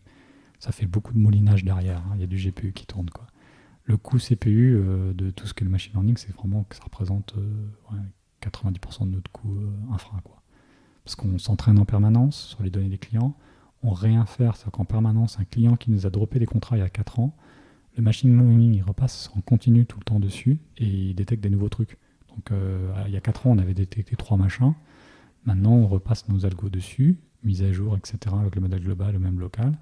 Et parce que le mec a rentré tout un tas de nouveaux contrats dedans, on a appris à reconnaître plein de choses. Et donc on lui sort maintenant des choses qu'il n'avait pas vues il y a 4 ans, quoi. Ça, c'est sympa. En fait, le truc, il apprend en permanence et il arrive à être de plus en plus pertinent. Et on peut lui sortir des rapports en disant, il y a des trucs bizarres, des trucs qui ne sont pas marqués de practice. Là, tu as des clauses avec des montants absurdes. Est-ce que c'est normal? On peut lui faire des choses comme ça, quoi. Et au fur et à mesure, le fond, il s'enrichit. C'est ça qui est génial, c'est qu'en fait, finalement, quelqu'un qui a mis ces trucs il y a 5 ans, il va... Et c'est quoi votre typologie de clients? Parce que là, du coup, c'est des clients qui vont avoir quand même des grosses quantités de contrats, de documents à analyser. Ouais, c'est surtout ça qu'on aime bien, nous. Après, on a les 3 types de clients, hein, petite boîte, ETI, donc moyenne et CAC 40, mais finalement, on se concentre maintenant beaucoup plus sur ceux qui ont beaucoup de contrats, donc par définition, grosse boîte, donc CAC 40 et ETI plutôt grosses, parce que c'est là où il y a une vraie valeur pour eux, parce qu'ils vont dropper, 10 000 contrats. Déjà, savoir ce qu'il y a dans tes 10 000 contrats. Il y en a, ils ne savent même pas, ils ont des numéros. Les fichiers, c'est 0643.pdf. Ils ne savent pas ce qu'il y a dedans et ils ils nous demandent d'aller extraire les infos et de leur Faire des synthèses, de leur ressortir tout ça, quoi. Donc il y a ces étapes-là où ils droppent tout. Nous, on a le machine learning qui analyse ce qu'il y a et on leur classe leur truc et on leur sort les infos bien organisées, etc. en fonction des critères. Alors, des fois, c'est un peu compliqué parce que ils vont nous sortir des vieux documents. Il y a un peu de tout. Il y a des contrats, mais il y a des espèces de mails, des plans. Bon, je sais pas si je dois les citer, mais il y a des industriels qui nous ont, j'ai envie de dire, des plans de centrales nucléaires, hein, des trucs énormes, de 2000 pixels par 2000 pixels, des plans compliqués. Donc ouais, ça dépend un peu effectivement des clients, mais ouais, c'est souvent plutôt des gros clients sur lesquels ça va vraiment être intéressant pour eux, quoi.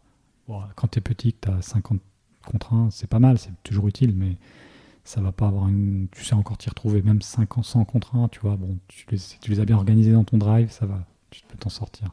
Mais nous, par exemple, on l'utilise pour nous-mêmes, on a tous nos contraintes de nos clients et tous les contrats en tout genre, hein, et ça devient vraiment utile. On fait des recherches, on s'y retrouve vite fait, enfin, on sait très bien, on a les échéances, ça nous fait des alarmes, on sait exactement quand est-ce qu'on arrive au truc. Là, typiquement, on a fait une opération financière on a fusionné avec une boîte, je pourrais t'en parler après. Mais quand on a eu l'audit, il a fallu sortir tout un tas de données sur nos contrats, les différentes clauses. Bon, là, c'était facile. Là. Et ben voilà, on a utilisé Hyperlex pour Hyperlex et c'était facile. Ouais. Et c'était efficace et rapide. Donc, et du coup, tu disais, là, on vient tu me disais off record que c'était, c'était tout récent. Ouais, juste ton rôle aujourd'hui, parce que là, tu m'as parlé, il y a 5 ans, en fait, j'ai développé les premières lignes de code. Voilà, jusqu'au rachat, ton rôle c'était quoi là tout dernièrement en tant que CTO et dans les 6 mois, 1 an, 18 mois à venir, ça va être quoi ton rôle? Alors c'est vrai que c'est un peu, je dirais que c'est pas forcément facile et une bonne chose d'être CTO co-founder parce qu'au début on est dans le code et on est toujours un peu impliqué dans le code parce qu'on est un peu la seule personne qui a toute l'histoire du code et que en gros je suis un peu le vieux sage, enfin non, pas vieux sage, mais je suis un peu le type qu'on va voir pour quand on sait plus trop ce qui se passe. Alexis s'est cassé. Ouais. Qu'est-ce qu'on fait? Voilà. Et après, le temps que les gens s'approprient tout le code et qui limite tout a été refactoré, recodé par d'autres personnes. Mais il y a des pans de code qui sont encore là, qui sont issus d'un vieux truc qui n'intéresse personne et malheureusement, voilà. Mais au fur et à mesure, moi, je me suis détaché du code parce que j'ai compris qu'il fallait que je laisse la main aux équipes progressivement. En fait, chez nous, on a un peu organisé les équipes à la fois en équipe fonctionnelle, donc avec des product managers, il y a 2 équipes, puis en même temps en technique, c'est-à-dire il y a ceux qui s'occupent par exemple du back-end et du front-end. Donc finalement, il y a un genre de grille, une verticale fonctionnelle et une côté horizontale qui est plutôt la partie technique. Donc ceux qui s'occupent du back-end se discutent entre eux de problématiques back-end techniques, mais en même temps, ils ont leurs problématiques fonctionnelles à eux, qui est, par exemple, il y en a qui travaillent sur des workflows, l'autre qui travaille sur, je sais pas moi, des outils de rédaction. Donc moi, je me suis détaché au fur et à mesure un peu du code, mais bon, malheureusement, je suis toujours un peu impliqué, puis pour aller vite et pour dépanner, parce que bon, il y a toujours 2-3 trucs un peu à l'ancienne, et je ne vais pas embêter les développeurs. Bon, je m'occupe un peu de tous les trucs un peu side. Mais effectivement, là, j'essaie plus maintenant d'avoir un rôle d'animateur. Il y a un truc assez intéressant, c'est que chez nous, les équipes, c'est ce que disait un type, Grégory, là, qui nous a rejoint récemment, qui me disait, ouais, en fait, les équipes sont très seniors et tout le monde est limite n'a pas forcément grand-chose à apprendre, connaît déjà pas mal baroudé dans la tech et dans le développement, et donc finalement, tout le monde l'équipe arrive à s'auto-organiser un peu tout seul, parce que tout le monde a une bonne expérience et se connaît bien, parce qu'en fait, depuis le début, quasiment tout le monde est... T'as pas de turnover? Non, je crois pas. On a eu un petit turnover, mais des turnovers un peu bizarres. On a eu des gens qui sont arrivés, qui sont partis très rapidement, mais c'était parce qu'en gros, ça les intéressait pas. Mais les gens qui sont restés, ils sont restés, quoi. Et donc, en réalité, les gens s'auto-organisent, commencent à bien se connaître entre eux. J'essaie de moins en moins intervenir, parce que quand j'étais là, du coup, j'étais un peu la personne avec qui on se retourne. Et au fur et à mesure que je me détache, les gens s'organisent et je m'aperçois que ça marche tout seul. Et ça marche plutôt pas mal. Pas forcément aussi vite, aussi efficacement que je l'estime, mais en fait, c'est peut-être plus efficace sur le long terme. Parce qu'ils font pas forcément des choix où moi je vais essayer d'être peut-être plus efficace sur le temps de mise en prod, mais pas forcément efficace sur la maintenabilité des choix que je vais faire. Donc c'est des gens raisonnés qui travaillent avec leur product manager sur des features. Ils essaient et c'est des gens qui aiment bien ce qu'ils font, qui aiment bien la technique, qui aiment bien faire du bon boulot, qui sont posés. Et c'est assez intéressant. Et en fait, c'est presque reposant de me dire, bon, on travaille avec des gens qui sont sérieux, qui font du bon travail, et qu'en réalité, nous, maintenant, on met en prod, on continue sans arrêt, ça marche nickel, il n'y a pas de problème. Il y a 2-3 petits couacs des fois, mais ça roule. Et je m'aperçois que plus ça va, plus j'arrive à me détacher de ça, que ça fonctionne quand même très bien. Et je trouve que c'est peut-être un coup de chance, mais c'est un modèle qui est intéressant. Est-ce que ça peut se reproduire partout? J'en suis pas sûr. C'est-à-dire que là, il se trouve que, coup du hasard, dans les équipes, il y a beaucoup de gens seniors et très peu de juniors proportionnellement. Et là, comme je te disais, on vient de fusionner avec une autre boîte, et il y a une équipe technique qui est peut-être différente, qui a une organisation différente. En fait, je pense que chaque équipe, chaque ensemble de personnes s'organise un peu à sa façon. Il y en a qui aiment bien être avec peut-être quelque chose de plus directif, je sais pas, à une époque c'était des Scrum Masters, il y a avec chef de projet, ou d'autres qui aiment bien être plus, on va dire, auto-organisés. Donc je sais pas si la bonne solution, c'est finalement les équipes elles-mêmes qui décident, et puis après on va voir, et en fait mon rôle c'est un peu ça, c'est d'aller voir les équipes, voir déjà si on peut organiser Tu vas être CTO de la future organisation Alors au début je suis CTO, on va dire adjoint, parce qu'il y a déjà un CTO, ouais. mais bon, effectivement sur le long terme, ça paraît assez, enfin c'est un peu ce qui est prévu, c'est qu'effectivement, bon moi je sais pas si ça va se passer comme ça, mais effectivement c'est que j'essaie de faire la fusion des deux, et que je m'occupe de la partie CTO de toute la des deux sociétés. Et j'ai pas l'intention de perturber des machines qui fonctionnent, des gens qui travaillent d'une certaine façon et d'autres d'une autre façon, et c'est ça qui va être intéressant. Et je pense pas que la bonne pratique c'est de dire on travaille comme ça. Tu comptes pas tu vas faire cohabiter deux manières tu vas laisser le choix aux équipes de piocher Alors l'idée c'est peut-être qu'il y ait des choses transverses sur lesquelles on essaie de mettre des problématiques en commun. Par contre, les équipes qui se connaissent bien entre elles, qui sont efficaces et qui ont une façon de passer qui marche bien parce qu'ils trouvent que ça marche bien comme ça, on va pas leur casser leur façon de bosser, quoi. Tu vois, si je sais pas, parce que dans une équipe ils disent il y a toujours un genre de chef de projet, et dans l'autre équipe il y en a pas, on va pas imposer le même mode de fonctionnement. S'ils ne ressentent pas le besoin et qu'ils sont efficaces, je pense pas que ce soit une bonne idée. Mais en fait, je préfère discuter avec les gens et voir avec eux ce qu'ils en pensent. Et bon, après, si je m'aperçois que ça fonctionne, que eux-mêmes ils trouvent pas de solution, c'est mon job d'essayer de trouver des solutions éventuellement pour eux, et de tenter des choses, et d'expérimenter, ou d'avoir tenter d'expérimenter, ça sonne un peu comme si on allait emmener un truc dans un labo, mais bon, essayer de trouver d'avancer pas à pas, et de faire en sorte que progressivement les gens trouvent un mode de fonctionnement qui corresponde à ce qu'ils veulent. Et s'ils n'y arrivent pas, peut-être que ça veut dire aussi proposer aux gens de changer d'équipe, d'aller voir d'autres façons, et de s'adapter peut-être ou pas, quoi. Moi, j'ai remarqué que souvent, il y avait des problèmes humains aussi dans les équipes. Les gens ne peuvent pas s'entendre parce qu'ils ont une façon de bosser qui est différente. Ils ne supportent pas forcément telle ou telle façon de bosser.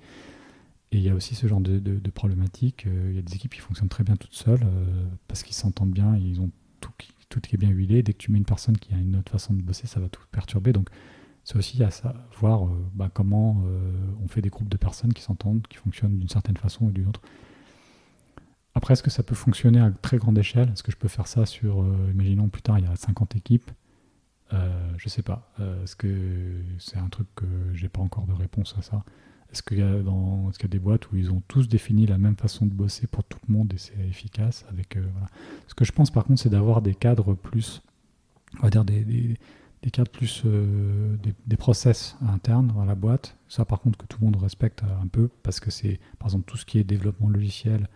Dans le cycle de vie du développement logiciel, des trucs connus, la CI, le CD, tout ce qui est outillage, etc. Ça, par contre, unifié, qui est une culture générale sur des outils communs et des pratiques communes, ça oui. Par contre, le fonctionnement de comment on se répartit le travail, comment on s'organise pour mener à bien notre développement, ça peut être plus local. Par contre, qu'on ait des socles communs en termes d'outils, en termes de framework, ça c'est quand même bien, parce que le but du jeu c'est aussi que l'onboarding se fasse rapidement entre différentes équipes ou des personnes qui arrivent, et qu'on sache tout de suite dire voilà, ici on travaille comme ci, comme ça, et tel outil, c'est une méthode un peu sur ce mode-là, ça va. Donc Donc ça sonne un peu comme si, enfin il y a un genre de limite, on se met des... Et du coup, là, sur les sociétés, les deux sociétés qui se rapprochent, enfin, tu connais déjà les stacks techniques, les outils, est-ce qu'il y a des adaptations, ou est-ce qu'il y a déjà Ouais, il y a un petit pas peu... mal de choses communes, enfin tu sais que c'est commun ou... Il y a des choses communes, il y a des choses qui sont différentes, mais j'ai pas encore eu le temps de descendre encore dans tout ce qui est stack très, très bas niveau. Enfin, je sais en macro, je sais que par exemple, on a par exemple la même stack front-end qui est Vue.js. Il y a des choses qu'on pourrait mettre en commun. Par contre, c'est pas forcément les mêmes bases de données, ils sont sur MySQL, nous on est sur PostgreSQL. Donc c'est très proche. Ouais. Bon, ça va, mais bon. Alors, en back, c'est du Node partout? Alors nous, c'est du Node, eux, c'est du PHP. Donc, ok, bon là, il y a une diff. Là, il y a une diff. Du coup, ça amène des challenges intéressants. Est-ce qu'on fait converger ou est-ce qu'on essaie de dire, bon, il y a chaque techno qui subsiste. Par contre, peut-être qu'il faut se faire non plus pas des monolithes, mais peut-être scinder en mini-app parce qu'il y a des choses qu'on veut mettre en commun. Typiquement, nous, on a vachement développé... C'est ce que j'allais te demander, il n'y a pas d'overlapping d'activité? Non, un peu quand même, ils avaient un produit mais qui était peut-être pas aussi développé que le nôtre, donc eux, ils l'abandonnent et on garde notre produit. Par contre, on a des briques techniques qui sont intéressantes, eux, ils ont des briques techniques qui sont intéressantes, c'est là où ce serait chouette de pouvoir mettre en commun des choses, parce qu'ils ont fait des... Enfin, de ce que j'ai vu, après, bon, je connais pas forcément bien ce qui se passe en face, ils ont fait des trucs très bien, et on se dit, ça, c'est vraiment un truc qu'on aurait voulu avoir, nous. Et moi, je vois qu'on a développé des choses très pratiques. Par exemple, nous, on a développé toute une brique pour la signature électronique. On est capable d'avoir des tonnes de providers de signature électronique, de s'interfacer avec, etc. Eux, ils n'ont pas de ça. Donc, typiquement, s'ils pouvaient récupérer cette brique, ça serait chouette. Et ben, comment on va faire ça? Je sais pas. C'est un truc à travailler, mais j'ai pas forcément la réponse. Et ça sera peut-être pas possible, mais il faut que ce soit... parce que c'est pas moi qui vais le faire, donc c'est les équipes qui doivent réfléchir à comment le faire. Et là, tu vois, c'est assez transverse, par contre. C'est plutôt des sujets techniques, d'architecture. Et donc sur ce sujet d'architecture, on se met en commun. Par contre, sur le sujet d'équipe et de développement, sur des features, etc., bon, à voir si les gens ne restent pas dans leur mode de fonctionnement. Mais il y a des choses transverses qu'on va peut-être développer. Ça, je ne peux pas te dire tout de suite ce qui va être de l'avenir. Typiquement, demain, je vais aller les voir, on va discuter, on va se rencontrer, on va regarder plus bas avec des équipes et tout. Donc c'est un début quelque part pour tout le monde. Tout le monde est aussi un petit peu perplexe, au sens pas perplexe, mais attentiste, se demande ce qui va se passer, etc. Tu reviendras dans un an m'expliquer? Ouais, je reviens dans un an t'expliquer, ouais. Ouais, ça peut être intéressant en effet, ouais. De voir... de voir si la prospective justement est juste... Carrément, c'est ça. En fait là, je sais pas effectivement, mais quels vont être les virages qu'on va prendre, quels vont être ce qui va se passer, quelles vont être les difficultés que je vais rencontrer, ou finalement tout va se passer impec et ça sera comme dans un rêve. J'en suis pas forcément convaincu, mais bon, j'espère. C'est vrai. Ça serait sympa que tout se passe bien. Bon, je suis plutôt optimiste. Moi, je suis quelqu'un qui fait beaucoup confiance aux gens et qui repose beaucoup sur des équipes. J'ai toujours eu... Enfin, par exemple, l'équipe technique d'Hyperlex, elle est géniale. J'ai jamais eu de difficulté majeure à faire quoi que ce soit avec eux, quoi. Ça s'est toujours très bien passé. Ils sont super. Et j'aimerais me dire que j'ai plus rien à faire. Hein, moi. Ça roule. Bon, j'ai l'impression qu'on y arrivera. Il n'y a pas de souci. Ouais. Ok, écoute, c'est rendez-vous dans un an et demi. Un an et demi, ouais. Voir, et avant de se dire, du coup, au revoir, et de se donner rendez-vous dans un an et demi, quelques petites questions. Ouais. Est-ce que tu as un proverbe, une expression?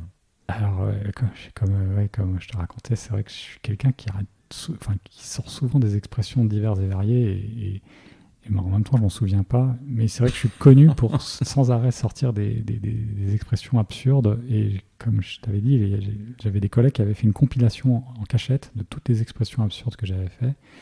Et ils me l'avaient sorti un jour, je sais plus si c'était un anniversaire ou un départ, un truc comme ça. Ils m'avaient sorti cette compilation. Il y avait 5-10 pages d'expressions absurdes. Et en fait, j'en ai plein. Je sors plein de trucs. J'aime bien sortir des expressions. Tu l'as encore, ce recueil? Je crois que chez moi, ouais. Si je pouvais le retrouver, je me marrerais bien, ouais, franchement. Écoute, ouais. si tu le retrouves avant la diffusion, alors je mettrai pas toutes les expressions en nota bene, mais si on a 2-3 qui t'amusent, on les mettra dans le descriptif de l'épisode. C'était absurde. Mais oui, j'arrête pas. Apparemment, on me dit souvent, je fais des blagues un peu débiles, on va dire peut-être, mais un peu décalées. C'est peut-être aussi ma façon d'essayer de casser la glace, briser la glace, comme on dit. Ouais, donc j'ai pas d'expression particulière, et j'en improvise sans arrêt, quoi. Ok. Est-ce que tu as un surnom que tes futurs collègues ne connaissent pas encore et que tu souhaites leur livrer? Non, moi on m'appelle Al.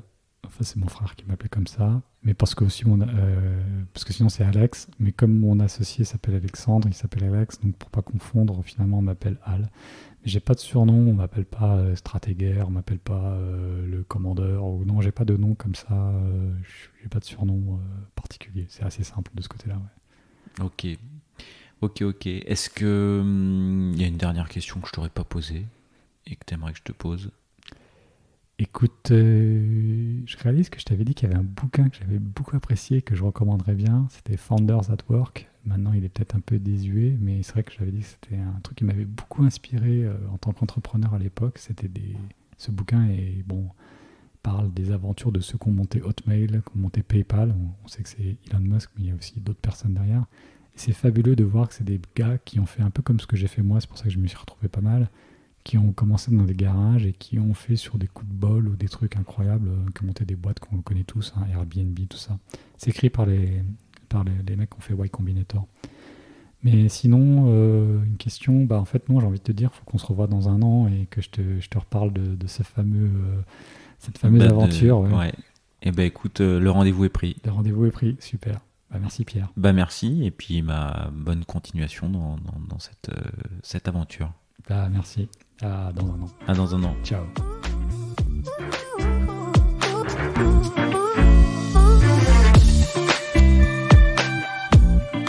L'épisode est terminé, j'espère qu'il vous a plu, et si c'est le cas, c'est le moment de prendre 2 ou 3 secondes de plus pour 2 ou 3 clics. Un petit clic pour un pouce bleu, ou un petit clic pour un partage aux copains, ou un petit clic pour vous abonner et ne pas rater le prochain épisode. À très bientôt.